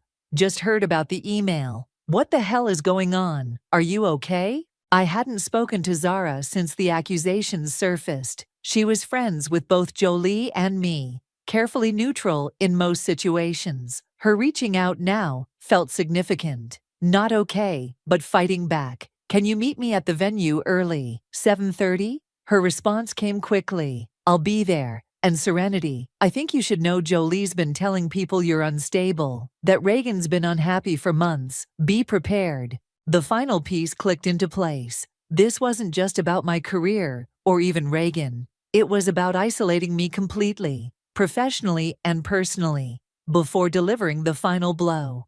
I finished my makeup with steady hands, a cold clarity settling over me. Tonight wouldn't just be about appearances. It would be about turning the tables. Reagan appeared in the doorway, watching me. You look beautiful, he said softly. I met his eyes in the mirror. Good. Because tonight, everyone is going to see exactly who I am, and who I'm not. Whatever Jolie and Sebastian had planned for tonight, I would be ready. The time for defense was over. Now I was going on the offensive. The venue glowed with string lights and white roses, a perfect backdrop for celebration. From the outside, no one would guess the emotional minefield waiting within. I arrived early as planned, Reagan silent beside me as we walked through final preparations. "I'll check on the catering," he said, squeezing my hand before disappearing toward the kitchen. I found Zara waiting by the bar, elegant in midnight blue, concern etched across her face. "My God, Serenity," she said, embracing me. "This is insane. I've been trying to make sense of it since I heard. Join the club." I accepted the drink she offered. "How bad is it? What are people saying?" She hesitated, glancing around to ensure we were alone. "It's divided. Some people think it's completely out of character for you. Others, well, the Westlake case left lingering questions, and Jolie's been helpfully reminding everyone of those questions." "She's been strategic," Zara admitted. "Concerned comments here, sad looks there. Sebastian's been backing her up, talking about patterns of behavior they've supposedly noticed." I took a long sip of my drink. "And Reagan? What are they saying about us?" Her expression told me everything before she spoke. Jolie implied he's been unhappy, that he confided in her about problems between you two. She lowered her voice. "She told Amanda you've been controlling, that Reagan's been looking for a way out." The betrayal cut deep, even though I'd expected it. And people believe this? Some do. Others think it's suspicious timing. Zara studied my face. "What are you going to do?" Before I could answer, the first guests began arriving. Reagan reappeared at my side, his public smile firmly in place, as we greeted friends, colleagues, and family members. I felt their scrutiny like physical touch, searching glances, whispered conversations that stopped when I approached. An hour in, the room was filled with elegant dresses and tailored suits, champagne flowing freely. I'd maintained my composure through dozens of conversations, each one a careful dance around the elephant in the room. Reagan stayed close, his hand at the small of my back, but I felt the tension in his body. Then Jolie arrived. She wore white, not bridal white, but close enough to make the statement clear. Sebastian entered just behind her, his hand briefly touching her lower back, in a gesture of intimacy that confirmed everything Ellis's files had suggested. "Breathe," Zara whispered beside me. "Don't give her what she wants." Jolie made her way through the crowd, accepting hugs and kisses, playing the role of supportive friend perfectly. When she finally approached us, her smile was a masterpiece of sympathetic concern. "Serenity, Reagan," she said, embracing each of us. "I'm so glad you decided to go ahead with tonight." "Wouldn't have missed it," I replied, my voice steady, "especially since it gives me the chance to thank everyone who's shown their true colors this week." Her smile faltered slightly. "I can imagine how difficult this has been. If you need anything at all."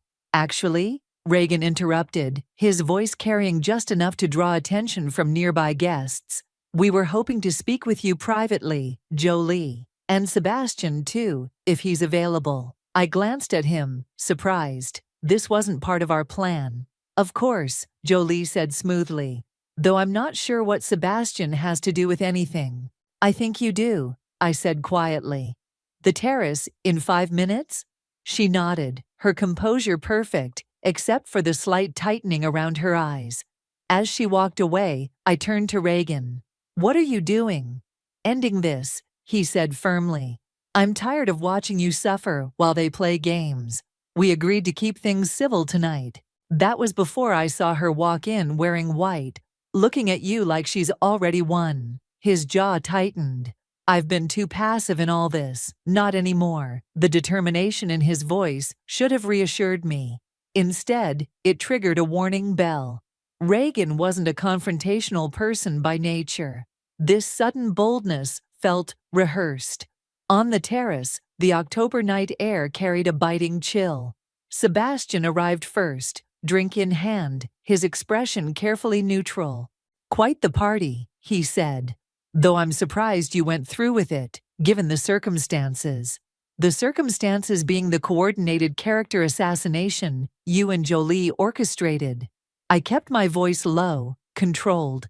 He didn't flinch. "That's a serious accusation. I have the emails, Sebastian, between you and Jolie, planning this for years." Something flickered across his face. Surprise, quickly masked. "I don't know what you think you have." "We have everything," Reagan cut in. "Every message, every meeting note. Ellis has been quite thorough." Sebastian's composure cracked. "Ellis, that unstable ex of Jolie's, you're trusting him." "We're trusting evidence," I said, "which the senior partners will see on Monday." The terrace door opened, and Jolie stepped out, her expression shifting as she registered the tension. "What's going on?" she asked, moving to stand near Sebastian. "They claim to have emails," Sebastian said tightly. "Between us, planning some conspiracy." Jolie's laugh sounded forced. "That's absurd. Sebastian and I barely know each other outside of work." "Stop lying," Reagan snapped with unexpected vehemence. "It's over, Jolie. The games, the manipulation, all of it." She stared at him, something raw and desperate flashing across her face. "Reagan, you don't understand. She's not who you think she is."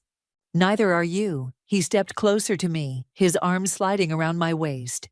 "We're going to the partners on Monday with everything. Your career at the firm is finished." The threat hung in the air. For a moment, I thought Jolie might crumble. Her face paled, her hands trembled slightly.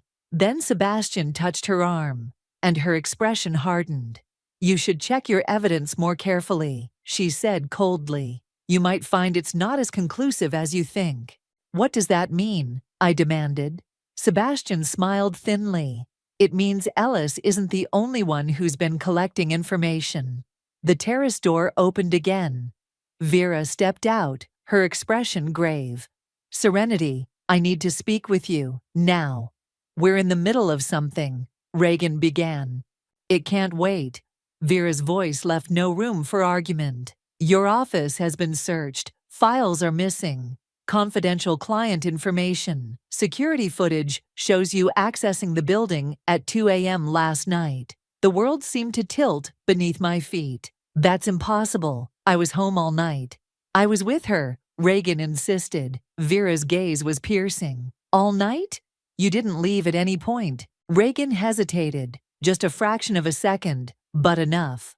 "I went for a run early this morning, but Serenity was asleep." The pieces clicked together with sickening clarity. The sudden boldness, the eagerness to confront Jolie and Sebastian, the careful positioning as my defender.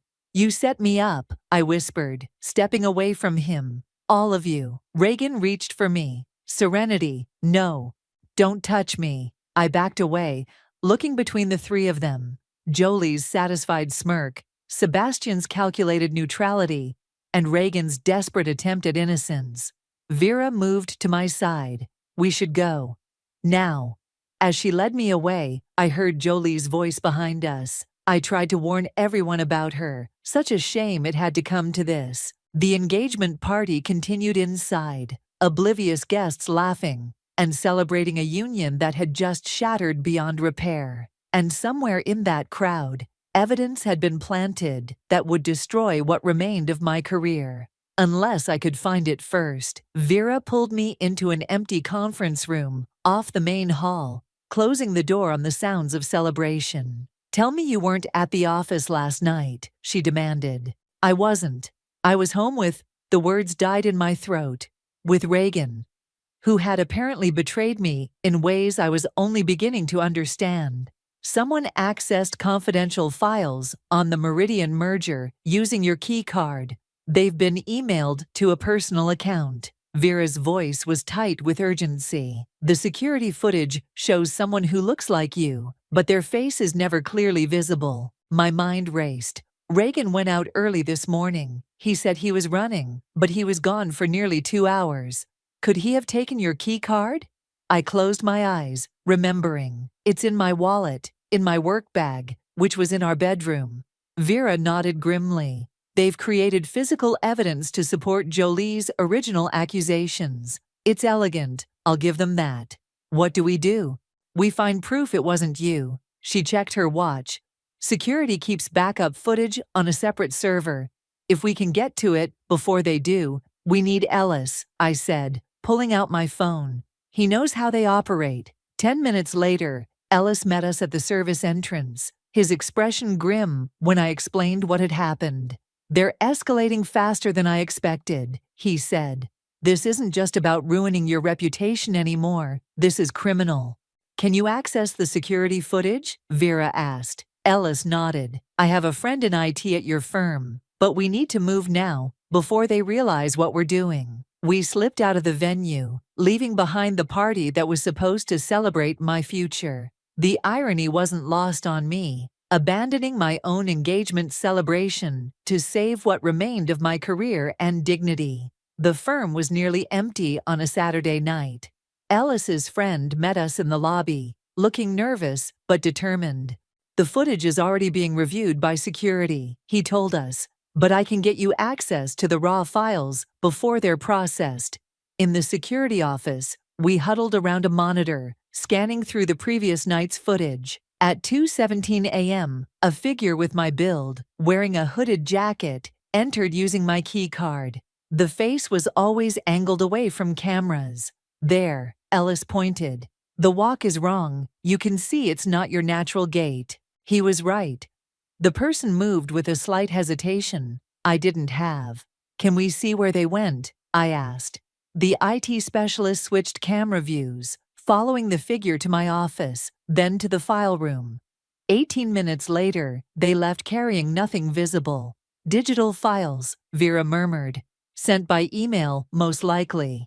Check the logs, Ellis suggested. See what computer was used. The logs showed access from my terminal, using my password. How would they know my password? I asked, then answered my own question. Reagan, he's seen me log in before. The realization of his betrayal hit me again. A physical pain in my chest. I'd shared everything with him. My home, my future, my trust. Wait, the IT specialist said suddenly. Look at this. He pulled up another camera angle, one showing the elevator bank from a maintenance corridor. As the hooded figure waited for the elevator, they briefly turned, checking their surroundings. The face was partially visible for just a second, enough to confirm it wasn't me. It was Reagan. We need to download this now, Vera said urgently, and check the email logs, see exactly what was sent and where. The email logs showed files sent to an anonymous account at 2:43 a.m. The content, confidential client information from the Meridian merger, exactly the kind of breach Jolie had accused me of in her original email. It's not enough, I said, frustration building. We can prove it wasn't me, but we can't prove it was a setup rather than just Reagan acting alone. Ellis was scrolling through his phone. Maybe we can. I've been monitoring Jolie's accounts. Look at this. He showed us text exchanges between Jolie and Reagan, dating back weeks. Innocent at first, then increasingly intimate, planning meetings, discussions about the future, about me. She'll never see it coming. Trust me, this is the cleanest way out for everyone. What about Sebastian? Is he still on board? Completely. He wants the partnership as much as I want you. The final text, sent just hours before the engagement party. Everything's in place. Once the files are found, she's finished professionally. You're free. The evidence was damning, complete, and it filled me with a cold, clarifying rage. We need to go back to the party, I said, gathering the evidence we'd collected. Now, serenity, Vera cautioned. Think carefully about how you want to handle this. I'm done being careful. I'm done being their victim. I met her gaze steadily. It's time they faced consequences. Back at the venue, the party continued, oblivious to the drama unfolding. I spotted Reagan immediately, deep in conversation with Sebastian, near the bar. Jolie stood nearby, champagne in hand, laughing with a senior partner. My entrance caused a ripple of awareness. Conversations paused, heads turned. I walked directly to the center of the room, Vera and Ellis flanking me. "Reagan," I called, my voice carrying across the suddenly quieting room. "I think we need to make an announcement to our guests." He turned, his expression shifting from confusion to alarm when he saw Ellis beside me. "Serenity, what are you doing?" Telling the truth, I addressed the room at large. "I want to thank everyone for coming tonight to celebrate what I thought was love and partnership." The room fell completely silent. Jolie moved closer to Sebastian, her smile fading. "Instead, I've discovered what real betrayal looks like." I held up my phone, displaying the security footage. "This is footage from our firm last night. That's my fiancé." My voice caught on the word, stealing confidential information, using my credentials to frame me for exactly what Jolie accused me of in her email. Gasps and murmurs rippled through the crowd. Reagan stepped forward, panic in his eyes. "Serenity, you're not thinking clearly." "I've never been clearer," I cut him off. "We also have the texts between you and Jolie. Planning all of this for weeks." Jolie pushed through the crowd, her composure cracking. "This is ridiculous. You're just trying to deflect from your own actions." "Am I?" I turned to the gathered guests. "The senior partners are here tonight. So are representatives from our biggest clients. Should we let them decide who's telling the truth?" I nodded to Ellis, who connected his phone to the venue's display system. The texts between Jolie and Reagan appeared on the large screen for everyone to see, followed by emails between Sebastian and Jolie discussing how to undermine me. The evidence was undeniable, damning, complete. Sebastian was the first to break, turning on Jolie. "You said this was foolproof, that no one would trace it back to us." "Shut up," she hissed. But it was too late.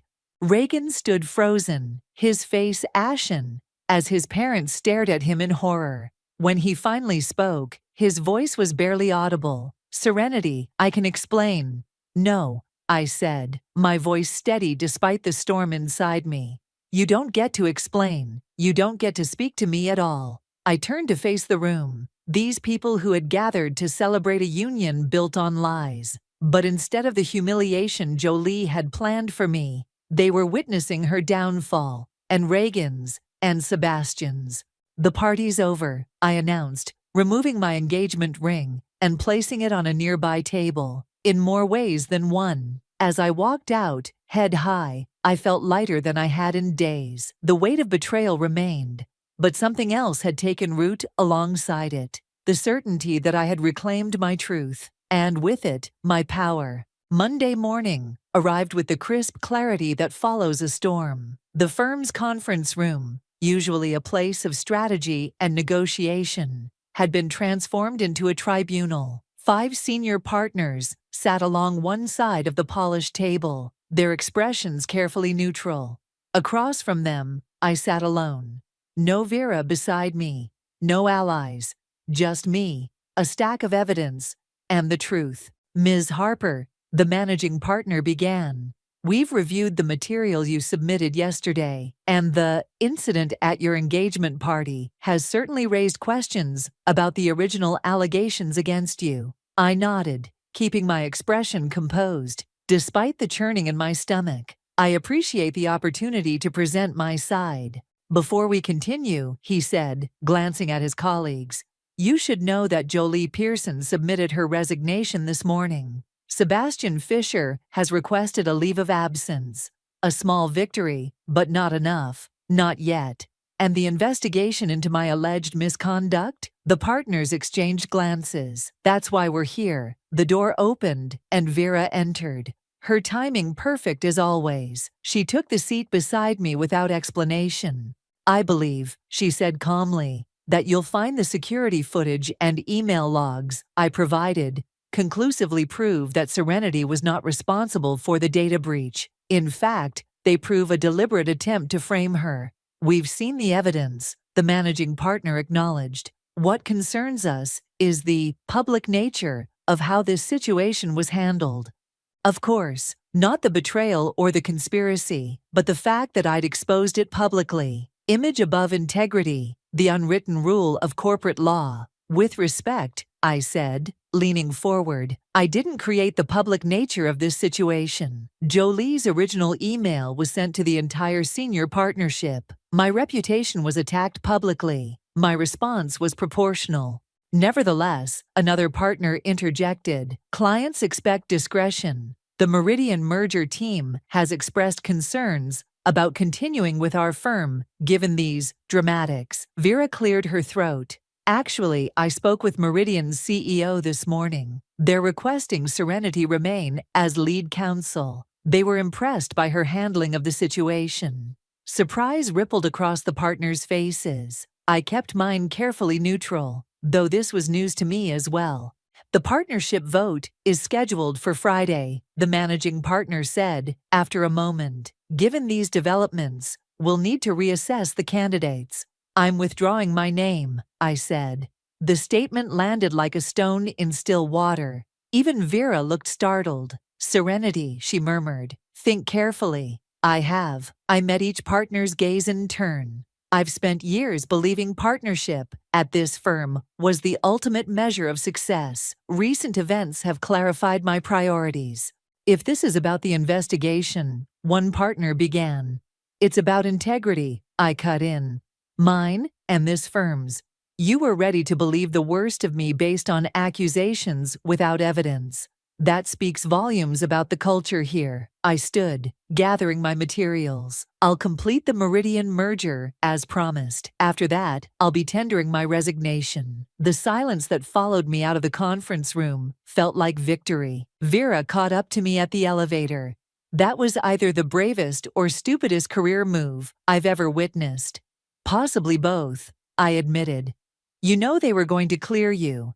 Probably offer you partnership to avoid a lawsuit. The elevator arrived with a soft chime. I stepped inside, holding the door. I don't want a partnership offered out of fear or obligation, and I'm not interested in lawsuits. Then what do you want? The question hung between us as I considered my answer.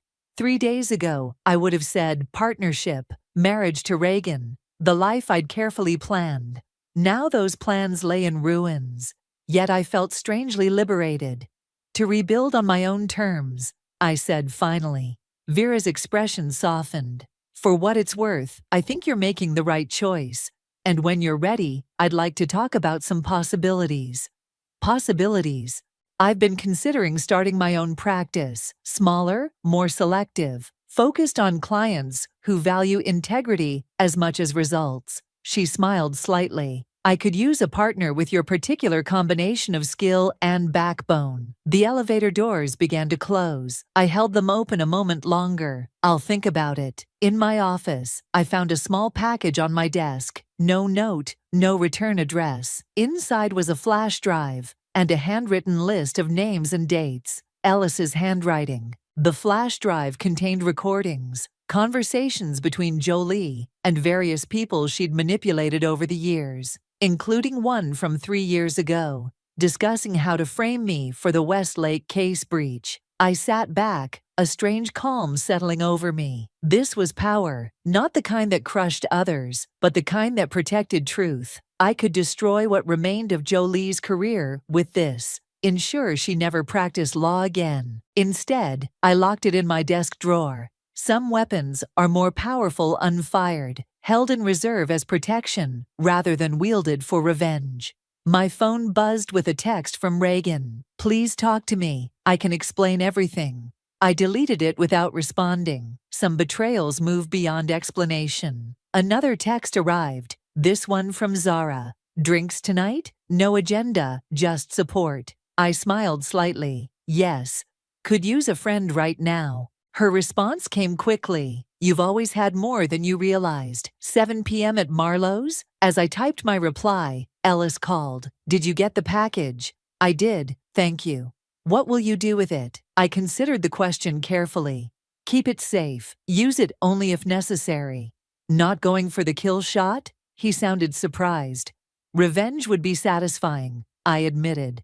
But I'd rather focus on rebuilding than retribution. After we hung up, I stood at my office window, looking out at the city spread before me. 3 days ago, my world had imploded. My fiancé, my best friend, my carefully constructed future, all revealed as illusions.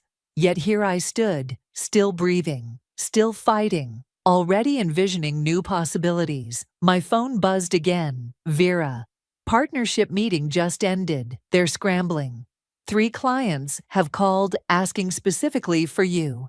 Your position is stronger than you realize. I smiled at that. She was right, but not in the way she meant. My strength wasn't in leverage or negotiation tactics. It was in finally seeing clearly both the betrayal and the opportunity it created. The engagement ring Reagan had given me sat in my desk drawer, next to Ellis's flash drive. 2 symbols of paths not taken. I closed the drawer firmly. Some people spend their lives looking backward, nursing grievances and plotting revenge. Others move forward, carrying their scars as armor rather than anchors. I chose the latter, not because I'd forgotten the betrayal, but because I refused to let it define me. The woman who had received Jolie's email days ago would have crumbled under the weight of such deception. The woman I'd become would use it as foundation stones for something stronger, more authentic, something that was entirely mine. The call came during my morning coffee ritual, right as I was settling into my home office with my 3rd espresso. The realtor's voice bubbled with enthusiasm that made my stomach turn. Ms. Richards, I wanted to personally congratulate you on your offer being accepted. The sellers were particularly impressed with your letter about making their historic mansion your forever home. I gripped my mug tighter, coffee sloshing over the rim. I'm sorry, what mansion? The Wellington estate, the $6 million property you toured last week? Her voice wavered. You are Samantha Richards, correct? I am, but I never... The words died in my throat as my laptop pinged with a new email. Subject line, Purchase Agreement, 47 Wellington Drive. My hands trembled as I opened the attachment. There it was in black and white. My name, my social security number, my signature. A signature I'd never made. I need to call you back, I managed, ending the call before she could respond. 3 more emails flooded in rapid succession. A mortgage approval, insurance quotes, a moving company confirmation. All under my name, all perfectly forged. I knew that precise, elegant handwriting. I'd admired it for years in birthday cards, coffee shop notes, shared grocery lists. Vivienne, my best friend's betrayal hit like a physical blow. The room tilted sideways as my mind raced through 1,000 little moments. Her casual questions about my finances, her increasing interest in my personal documents when she'd stay over, the way she'd insisted on handling the mail when I was sick last month. My phone buzzed. A text from Vivienne herself. Lunch today? That new place on 4th you mentioned? My fingers hovered over the screen. The casual normalcy of her message made me want to scream. Instead, I typed, can't today, dealing with some interesting calls about property I supposedly bought. 3 dots appeared immediately. Disappeared. Reappeared. Finally. Oh God, Sam, I can explain everything. The coffee I'd drunk curdled in my stomach. I'd known Vivienne for 12 years, held her hand through her divorce, celebrated every career win, trusted her with every secret, every fear, every dream I'd ever had. My phone rang again, the bank this time. I let it go to voicemail, too focused on the mounting evidence on my screen. Each new document showed a more elaborate web of deception. Multiple credit cards, investment accounts, even a business loan. Another text from Vivienne. Please let me explain in person. It's not what you think. But I knew exactly what it was. Every time she'd crashed at my place after too many drinks, every casual dinner where she'd insisted on clearing the table, every moment she'd distracted me while rifling through my life, it had all been calculated, planned. My hands shook as I pulled up my banking app. Access denied. Invalid password. I tried again. Same result. Your account has been locked due to suspicious activity.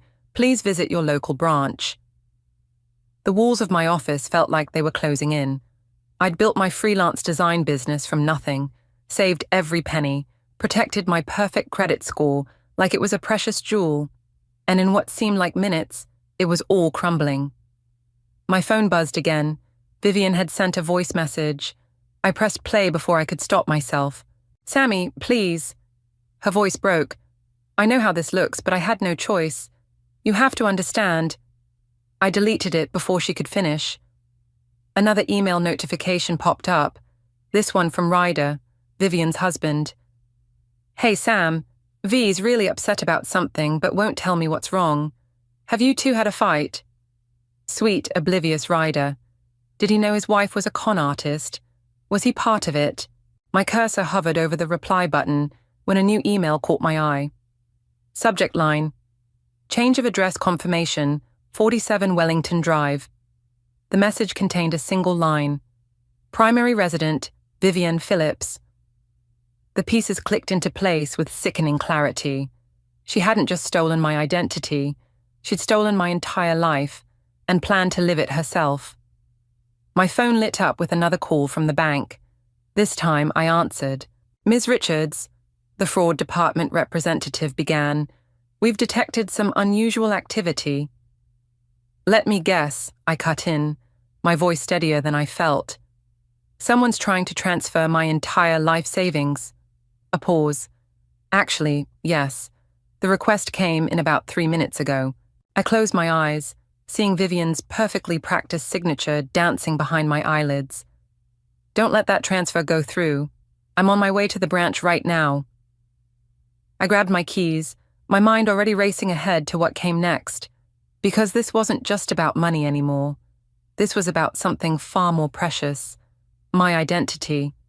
And I was going to make damn sure Vivian understood exactly what it felt like to have your life stolen out from under you. The bank lobby felt like a fishbowl, all glass walls and watchful eyes. I gripped the stack of printed emails in my sweating palms, willing my hands to stop shaking. The branch manager's nameplate read, Patricia, but her eyes said, skeptic, as she reviewed my driver's license for the third time. "And you say this Vivian person has access to your home?" "Had access." I pulled out my phone, showing her the text thread. "I changed the locks an hour ago, but she's been staying over regularly for months, ever since her supposed separation from her husband."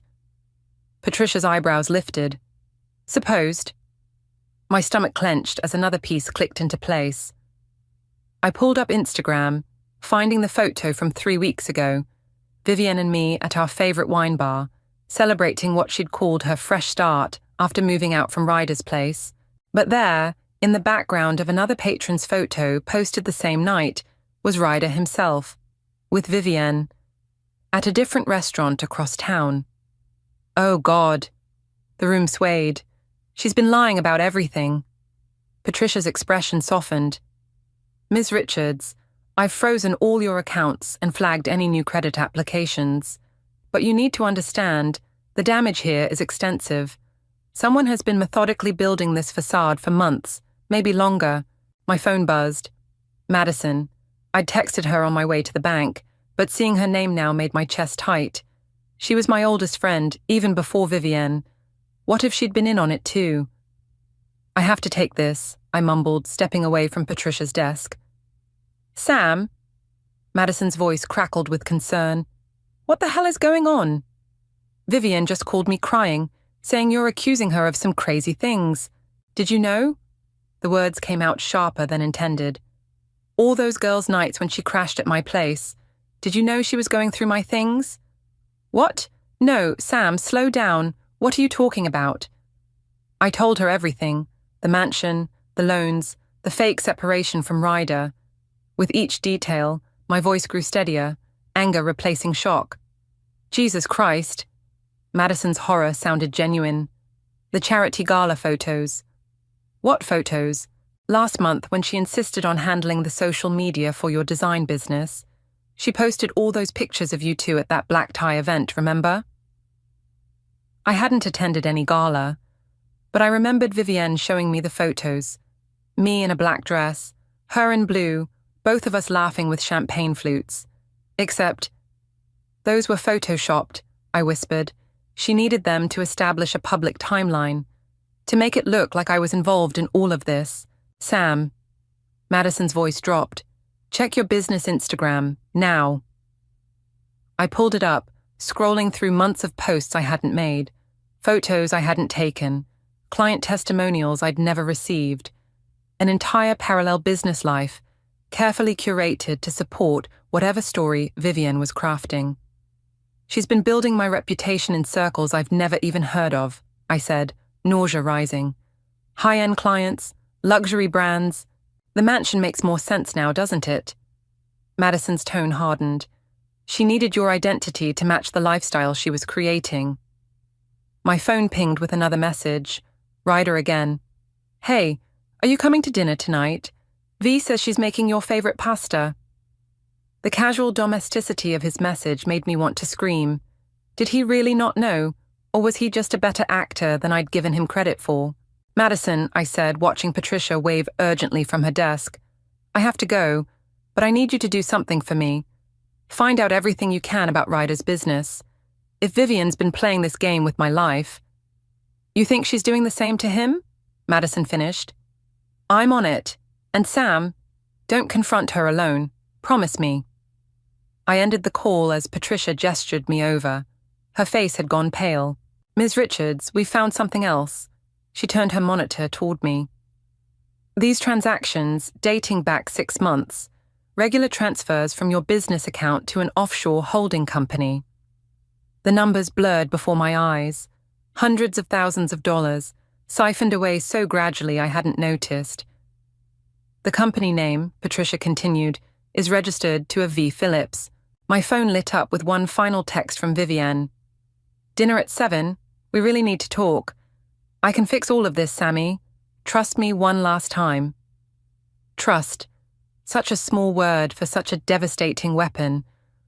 I thought of all the times I'd trusted her, all the ways she'd used that trust to dismantle my life piece by piece.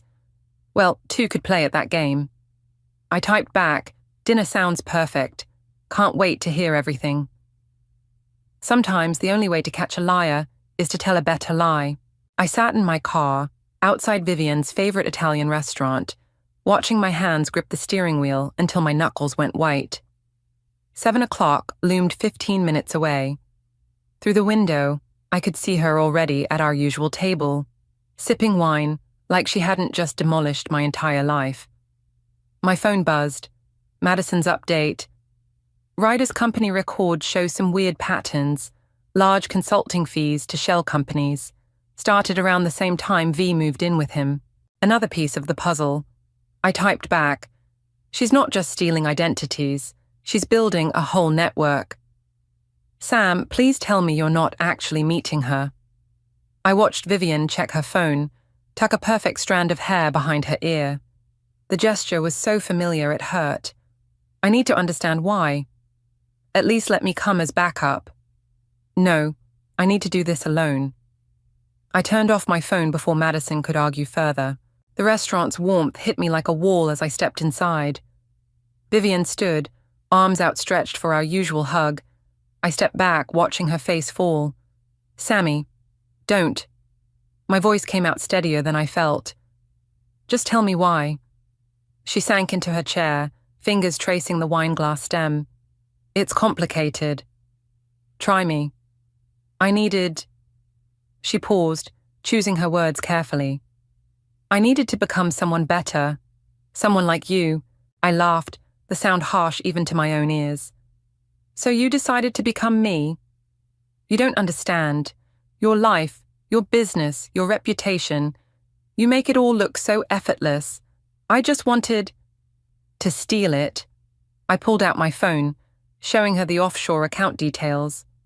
To drain my accounts, to take over my identity. Her face went still.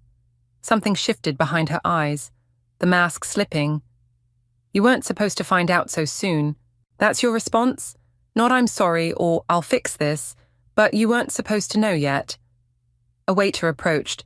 Vivian ordered another wine with perfect poise. I ordered nothing. The mansion closes next week, she said after he left. I can explain everything to Ryder then. Make it right. Make it right? The words tasted like ash. You've been lying to him too. Those consulting fees from his company. Her head snapped up. How did you... I have friends too, Vivienne. Real ones. Something dangerous flashed across her face. Be careful, Sammy. You're not the only one with things to lose. The threat hung between us like smoke. I thought of the photos she'd doctored, the social media presence she'd crafted in my name. How easy it would be for her to destroy my reputation with a few strategic posts. Why the elaborate scheme? I asked, buying time. Why not just, I don't know, ask for help? She laughed, the sound genuine enough to send chills down my spine. Help, like you helped Gavin. The name hit me like a physical blow. Gavin, my ex, the one who'd chosen his addiction over our relationship, the one I'd tried to save until it nearly destroyed me. That was different. Was it? Vivienne leaned forward. You tried to fix him, control him, mold him into what you thought he should be. Sound familiar? My hands shook under the table. I was trying to save someone I loved, and I'm trying to save myself. She took another sip of wine. We're not so different, you and I. We both want to shape the world to fit our vision. I'm just better at it. The waiter returned. Vivienne ordered her usual pasta, with the practiced ease of someone who belonged, who had always belonged. Here's what's going to happen, she said once he left. You're going to go home and forget about the mansion, the accounts, all of it. In return, I won't have to show everyone the real Samantha Richards. The real me? She pulled out her phone, turned it to show me emails I'd never seen, conversations I'd never had, business dealings that walked the line of legality, all apparently in my name. Amazing what you can create with the right passwords and a little imagination. Her smile was almost gentle. So what's it going to be, Sammy? Your reputation or your revenge? I stood up, my chair scraping against the floor. You know what the difference is between us, Vivienne. When I tried to save Gavin, I was trying to keep him alive. You're just trying to steal a life you were too lazy to build yourself. Her smile froze. For a moment I saw something crack in her perfect facade. Not guilt or shame, but pure, cold fury. 3 days, she said, to decide if you want to play nice. I walked out of the restaurant on legs that barely held me. In my car, I finally let out the breath I'd been holding and pulled out my phone. A text from an unknown number waited. Heard you're looking into V. I have information you need. Meet tomorrow. The sender's profile picture showed a familiar face. Scarlett, Ryder's sister. Maybe I wasn't as alone in this as Vivienne thought. The coffee shop Scarlett chose was deliberately far from her brother's usual haunts. I spotted her in the corner, red hair hidden under a baseball cap, shoulders hunched over her laptop. She looked nothing like the polished Instagram photos from Ryder's family gatherings. You're not what I expected, she said as I sat down. Let me guess. Vivienne's version of me is different. Scarlett's mouth twisted. According to her, you're an unstable ex-business partner having a mental breakdown. She's got Ryder convinced you're dangerous. My coffee turned bitter in my mouth. And you don't believe her? I've been tracking her lies for months. Scarlett turned her laptop toward me. Look at these dates. The screen showed bank statements, property records, business filings, a tangled web with Vivienne at the center. But something else caught my eye. These go back 3 years, I said. Before she even met Ryder. Before she met any of us. Scarlett's voice hardened. Her real name isn't even Vivienne Phillips. It's... A chair scraped nearby. We both jumped as Madison slid into the seat between us. Sorry I'm late, she said, ignoring my glare. Traffic was hell. I told you not to come, I hissed, and I told you not to face this alone. Madison turned to Scarlett. So, what do we know? Scarlett glanced between us before continuing. She's done this before. Different names, different cities. She finds successful women, studies them, becomes them, then drains everything they have. But why me? The question had been burning since this started. I'm not exactly wealthy. It's not about money this time. Scarlett pulled up another document. Look at the pattern. Each woman she targeted was more established than the last. Better connected. She's building something bigger. Madison leaned forward. The charity gala photos. Exactly, Scarlett nodded. She's using Sam's reputation to access circles she couldn't reach before. The mansion, the fake business deals. It's all about making connections. My phone buzzed. Ryder. We need to talk. V told me everything. How could you do this to her? She's moving faster now, I said, showing them the message. She knows we're on to her. She's not the only one moving faster. Madison pulled out her own phone. Remember that private investigator friend I mentioned? He found something interesting about Vivian's past. Before she could continue, the coffee shop door chimed. Ryder walked in, scanning the room with purpose. Down, Scarlett hissed, grabbing her laptop. We ducked behind our menus as her brother passed our table. That was close, Madison whispered once he'd ordered and taken a seat by the window. We should go. Wait. I watched Ryder pull out his phone, his face troubled as he typed. Look at him. He's worried, but not angry. Whatever Vivian told him, part of him doubts it. Sam, no. Madison grabbed my arm. Don't. But I was already standing, walking toward him, before I could second-guess myself. His eyes widened as I approached. Can we talk? I kept my voice low. Just for a minute? He glanced at his phone, then back at me. V says you're having some kind of breakdown, that you're making up stories about her. Does that sound like me, Ryder? In all the years you've known me? Uncertainty flickered across his face. She showed me emails, things she wrote in my name. I sat down across from him. Just like the consulting fees she's been charging your company. His coffee cup froze halfway to his mouth. What fees? Check your corporate accounts. Look for payments to shell companies starting 3 months ago, right after she moved in. This is crazy. But he was already pulling up his banking app. I watched the color drain from his face as he scrolled. She's not who you think she is, I said gently. She's not who any of us thought she was. His phone lit up with Vivian's face. He stared at it, finger hovering over the answer button.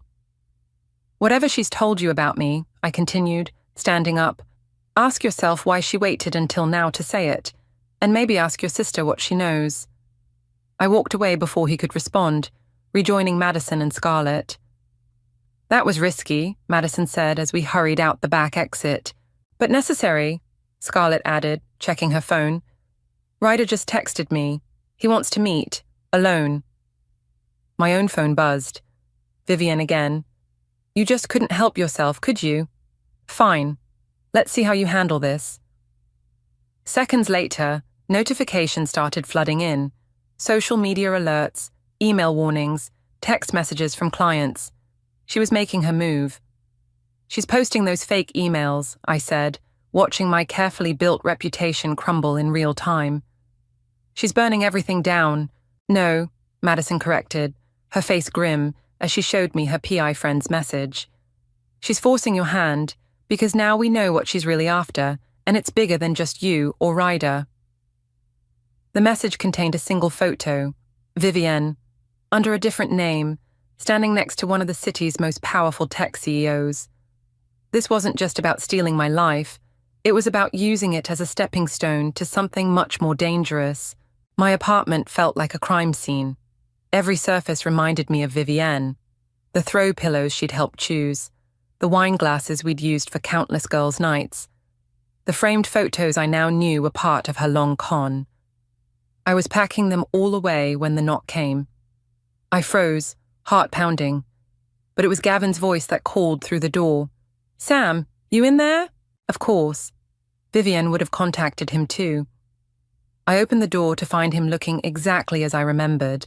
Leather jacket, worried eyes, that slight tension in his jaw that meant he was trying to figure something out. Your social media is going nuclear, he said, stepping inside. Want to tell me what's really going on? Depends. Did Vivian already give you her version? He pulled out his phone, showing me a rambling message. According to this, you're having some sort of psychological break, accusing her of elaborate conspiracies. And you don't believe her. I know what a psychological break looks like, Sam. I lived one, remember? His smile was sad. This isn't it. I sank onto my couch, suddenly exhausted. She's destroying everything, Gav. My business, my reputation, my whole life. Yeah, about that. He sat beside me, pulling up something on his phone. Remember that tech startup I've been consulting for? The one looking to go public? I nodded, not seeing the connection. Their CEO had a meeting last week with someone claiming to be you, offering to handle their entire rebranding. My stomach dropped. Let me guess. The meeting was set up by Vivienne? Through a series of very impressive connections, yes. The contract would have been worth millions. He paused. The CEO's name is James Morton. The name hit me like a thunderbolt. The same James Morton from the photo. What photo? I showed him Madison's PI findings. Gavin's expression darkened. Son of a bitch, he muttered. She's not just stealing identities. She's using them to get inside information before companies go public.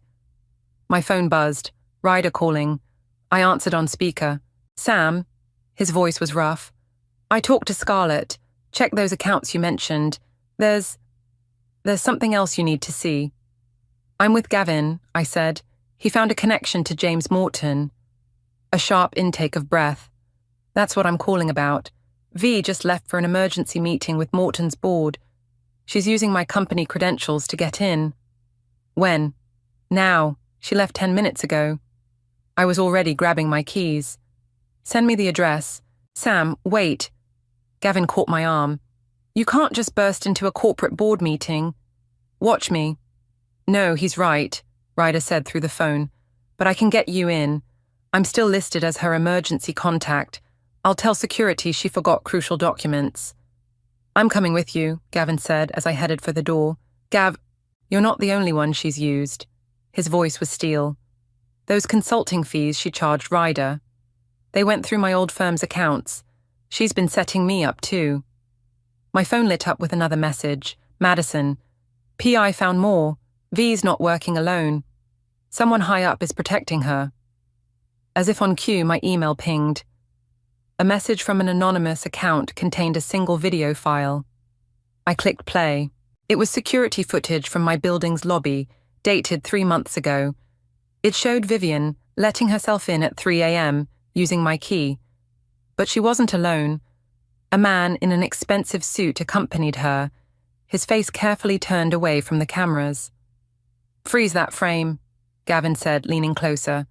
The watch he's wearing, that's a limited edition, Morton's signature piece. The pieces clicked together with sickening clarity.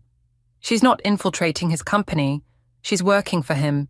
Using stolen identities to gather inside information, Gavin finished. Then when it all falls apart, the women she impersonated take the fall. My voice sounded distant to my own ears. That's why she's burning my reputation now. She's setting me up to take the blame. Ryder's voice crackled through the phone. Security badge is waiting at the front desk. But Sam, be careful. If Morton's involved... I know.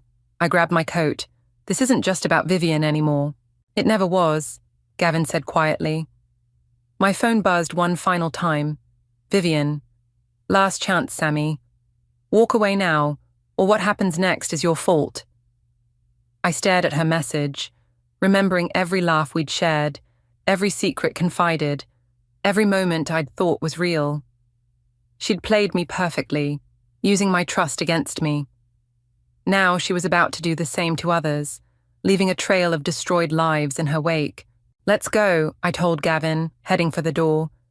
It's time to show Vivian what happens when you underestimate the life you tried to steal.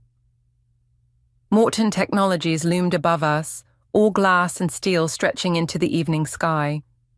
The security guard barely glanced at my borrowed badge, too busy watching Gavin's careful distraction about a misplaced laptop.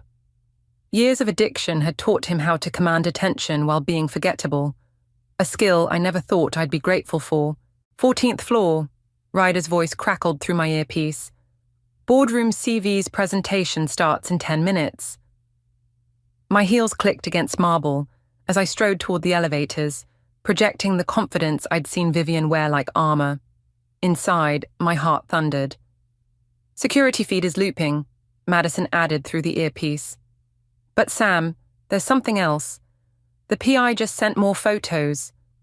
That man with V, he's been spotted with 3 other women in the past year. All of them, let me guess, I cut in, watching floor numbers climb. All of them faced fraud charges shortly after. All of them took plea deals, disappeared completely. The elevator doors opened on 12. A familiar figure stepped in, Scarlett, wearing a catering uniform. Ryder called, she said quietly. Thought you could use backup. How did you... I used to work events here. Still have friends in the kitchen. She handed me a coffee cup, empty except for a small USB drive. Everything we found on V and Morton, plus the security footage. Ready to go public the second you give the signal. The elevator chimed. 14. Showtime, Scarlett whispered, wheeling her cart out. I followed the signs to boardroom C, my reflection ghosting along the glass walls. For a moment, I caught a glimpse of myself, as Vivienne must have seen me. Successful, confident, worth becoming, worth destroying. Voices drifted from the partially open door. The Richards portfolio demonstrates our ability to penetrate key market segments, Vivienne was saying. Our research suggests... I pushed the door open. Your research? That's an interesting way to describe identity theft. The room froze. 12 board members turned to stare. Vivienne's perfect smile flickered for just a fraction of a second. Sam, she recovered smoothly. I'm so glad you could join us. Everyone, this is Samantha Richards, my former partner. She's been having some difficulties lately. Difficulties? I stepped forward, holding up the USB drive. Like discovering how you and James here have been running this con across multiple companies. Morton stood, his expensive watch glinting. Security. Won't come, Scarlett called from the doorway. They're a bit busy with a situation in the lobby. Something about suspicious trading activity reports? Vivienne's mask cracked. Real fear flashed across her face. It's over, I said quietly. The evidence is already backing up to multiple servers. Every identity you've stolen, every life you've ruined. Ruined? Vivienne laughed, the sound brittle. I made them better, just like I made you better. Who was calling about the Wellington mansion before I stepped in? Which luxury brands were fighting for your designs? Those weren't my designs. They weren't my life. They could have been. She stepped closer, her voice dropping. We could still make this work, Sammy. Think about it. Your talent, my connections. We'd be unstoppable. For a moment I saw it. The seductive ease of letting Vivienne craft a perfect life. Of riding her wave of carefully constructed success. No more struggling for clients. No more second-guessing every decision. Ms. Richards, Morton cut in smoothly. Perhaps we should discuss this privately. I'm sure we can come to an arrangement that benefits everyone. The board members shifted uncomfortably. One reached for his phone. An arrangement? I turned to them. Like the ones you made with Catherine Wells, Maria Delgado, Sarah Foster, all those women who mysteriously faced federal charges after meeting with you. Morton's practiced smile vanished. That's enough. No, Vivienne snapped, surprising everyone. It's not enough. It's never enough for her. Little Sammy, always so righteous, so determined to do things the hard way. She grabbed my arm, fingers digging in. You want to know why I chose you? Because you were safe, predictable, so desperate to believe in people that you never saw the knife coming. V, Morton warned. Don't. You think this is about stealing your life? She laughed again, harder. I could have taken anyone's identity. I chose yours because you were perfect. Just successful enough to be useful, just trusting enough to be easy. And now you're going to lose everything, just like the others. The room had gone deadly quiet. I smiled. Say that again, I said softly. But this time, remember, you're still wearing the wire Scarlett planted on you during your emergency bathroom break. Vivienne's face went white. Behind her, Morton was already moving toward the door, where Gavin stood waiting with 2 FBI agents. Turns out, I said, watching comprehension dawn in her eyes, I'm not as predictable as you thought. The next few minutes were chaos. Agents reading rights, board members shouting, Morton demanding lawyers. But I couldn't look away from Vivian's face as her perfect world crumbled. Because in the end, she'd been right about one thing. I was desperate to believe in people. I just believed in the right ones this time. The FBI's interview room felt smaller by the hour. I'd given my statement twice, signed countless documents, and still they wanted more. But I couldn't leave, not while Vivienne was in the next room, spinning her own version of events. Just one more question, Agent Torres said, sliding another photo across the table. When did you first suspect Mrs. Phillips wasn't who she claimed to be? I stared at the image, Vivienne and me at my birthday party last year, both laughing at something now forgotten. She was exactly who she claimed to be. That was the problem. A knock interrupted us. Madison poked her head in. Sorry, but you need to see this. She held up her phone, showing a live stream from outside the federal building. Reporters swarmed around a familiar figure, Ryder, looking shell-shocked as cameras flashed. My wife is innocent, his voice crackled through the speaker. Samantha Richards is the one who... I switched it off, my hands shaking. He still believes her. Men like Ryder, Agent Torres said gently, sometimes need to learn the hard way. Another agent appeared at the door. She's asking for you. My stomach clenched. Vivienne? Says she'll only give her full statement to you. Madison grabbed my arm. Sam, don't. She's trying to manipulate you again. But I was already standing. That's counting on it. The walk to the other interview room felt like crossing a tightrope. Through the observation window, I saw Vivienne, still perfect, still poised, despite hours of questioning. Only the slight smudge of her mascara betrayed any distress. Remember, Agent Torres whispered, we're right outside. Don't let her... I know who she is now, I cut in. That's all I need. Vivienne's smile bloomed as I entered. Sammy, I knew you'd come. Drop the act, V, it's over. Is it? She leaned forward, chains clinking softly. Ryder's out there right now defending me. The board members are already calling their lawyers. And you're about to lose everything you worked for. You mean everything you stole? Borrowed, she corrected. Enhanced, made better. Tell me something. How many new clients have inquired since those fake designs went up? How many opportunities opened up? I hesitated. She saw it, pressed harder. We could still salvage this. Tell them Morton forced me, that I was protecting you by keeping you in the dark, with your testimony. Like the other women testified? I pulled out my phone, showing her the photos Madison's PI had found. Catherine Wells, Maria Delgado, Sarah Foster, all convinced to take the fall, all destroyed. Something flickered behind her eyes. They were weak. They were real. Unlike everything about you. Real? She laughed, the sound like breaking glass. You want to talk about real? Tell me, Sammy, what was real about your perfect little life, working yourself to death for clients who didn't appreciate you, crying over Gavin every time he relapsed? At least I made your life interesting. You made it a lie. I made it better. She surged forward, mask finally cracking. Everything I did, every identity I borrowed, I improved them.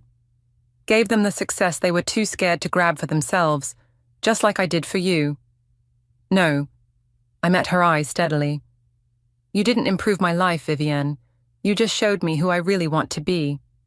Confusion crossed her face. Someone who trusts even after betrayal, I continued.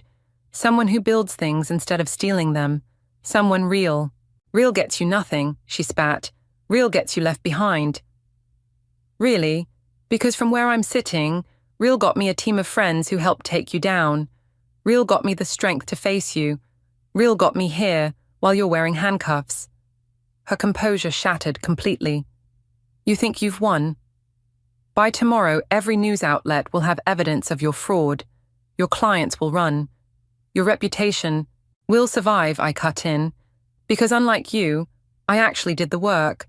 Built the relationships, earned the trust, Everything you stole? I lived it. I stood, watching her perfect facade crumble into desperate fury. Goodbye, Vivienne, or whatever your real name is. Sam, she called as I reached the door. You're making a mistake. I'm the best friend you've ever had. I turned back one last time. No, you're just the best lesson. Outside, Madison waited with Gavin and Scarlett. Through the window, we watched Vivienne's mask finally dissolve into raw, ugly rage. You okay? Madison asked softly. I took a deep breath, feeling lighter than I had in months. I am now. My phone buzzed, a text from Ryder. Just saw the evidence, I'm so sorry. Can we talk? What are you going to tell him? Gavin asked, reading over my shoulder. I smiled, thinking of all the real conversations ahead, all the genuine connections waiting to be built. The truth, I said. It's the one thing Vivienne never understood the power of. The Wellington estate looked different in the morning light, no longer a symbol of Vivienne's deception, but something else entirely. I stood at the iron gates, watching the real estate agent's car approach. Ms. Richards, she looked nervous. After everything in the news, I wasn't sure you'd come. Neither was I. I followed her up the winding driveway. But something about this place wouldn't let me go. Inside, sunlight streamed through tall windows, illuminating spaces Vivienne had planned to fill with her stolen life. My stolen life. But standing here now, I saw something she hadn't. Potential. My phone buzzed. Madison, court just released the asset freeze. Your accounts are yours again. Another text followed immediately. Please tell me you're not actually considering it. I smiled, remembering our conversation last night. The idea had seemed crazy then too, but the more I thought about it, the more right it felt. The agent cleared her throat. The sellers were horrified about the previous situation. They've authorized me to offer a significant discount given the circumstances. How significant? She named a figure that made my breath catch. Less than half what Vivienne had arranged. Still steep, but with my newly unfrozen accounts, my legitimate business revenues, and the advance from the book deal Madison had negotiated. There's something else you should know, the agent added. Another interested party toured yesterday. They're prepared to make an offer. Let me guess, James Morton's wife. The agent's eyes widened. How did you... Because some people never learn. I pulled out my phone, showing her the message I'd received that morning from Agent Torres. Morton's wife had visited him in custody, then immediately begun moving assets, starting the cycle again. I'll need to see the basement, I said. The agent blinked. The basement? Where else would you put a design studio? Understanding dawned on her face. You're not just buying it to live in. This house represents everything Vivienne tried to steal. I ran my hand along the solid wooden banister. She saw it as a trophy. I see it as a foundation. My phone lit up again. Ryder, just finished at the FBI. Everything you said about V's previous identities checked out. I was such a fool. You weren't a fool, I typed back. You just loved someone who didn't exist. His response came quickly. Like you did. No, I replied. I loved the idea of someone. You loved a performance. There's a difference. The agent led me through the rest of the house, rooms Vivienne had planned to fill with artificial perfection, but I saw something different. Workshop spaces for aspiring designers, meeting rooms for clients who needed genuine collaboration, not empty promises. A place where real things could grow. My phone buzzed one final time. An email from the prison where they held Vivienne. Subject line, I understand now. I almost deleted it unread, but something made me open it. Dear Sammy, they're transferring me tomorrow. Before I go, I needed you to know, I chose you because you were everything I couldn't be. Genuine, trusted, real. I thought wearing your life would make me those things too. I was wrong. Don't waste your time replying. Just be better than I was. V. Ms. Richards. The agent touched my arm. Should I prepare the paperwork? Through the window, I watched Scarlett's car pull up. She'd offered to help plan the studio space. turning her event planning skills towards something constructive. Behind her, Madison's car arrived. My friend who'd never stopped believing in me, even when I doubted myself. Gavin would come later with his construction contacts, ready to help transform this space of deception into something authentic. Even Ryder had offered his business expertise, seeking redemption through honest work. "Ms. Richards," the agent prompted again. I took one last look around, at the house Vivian had tried to claim, at the life she'd tried to steal, at all the real possibilities she'd never understood. "Yes," I said finally, "but not as a private residence." I showed her the business plan on my phone, the Richards Institute for Design Innovation, a place where talented people could build their own success stories, not steal someone else's. "Draw up the papers," I told her. "It's time this house belonged to someone who knows exactly who they are." Outside, my friends waited, not the perfect polished circle Vivienne had cultivated, but something better, something real. I stepped into the sunlight, leaving the shadows of stolen identities behind. Because in the end, the life worth living isn't the one you take, it's the one you build.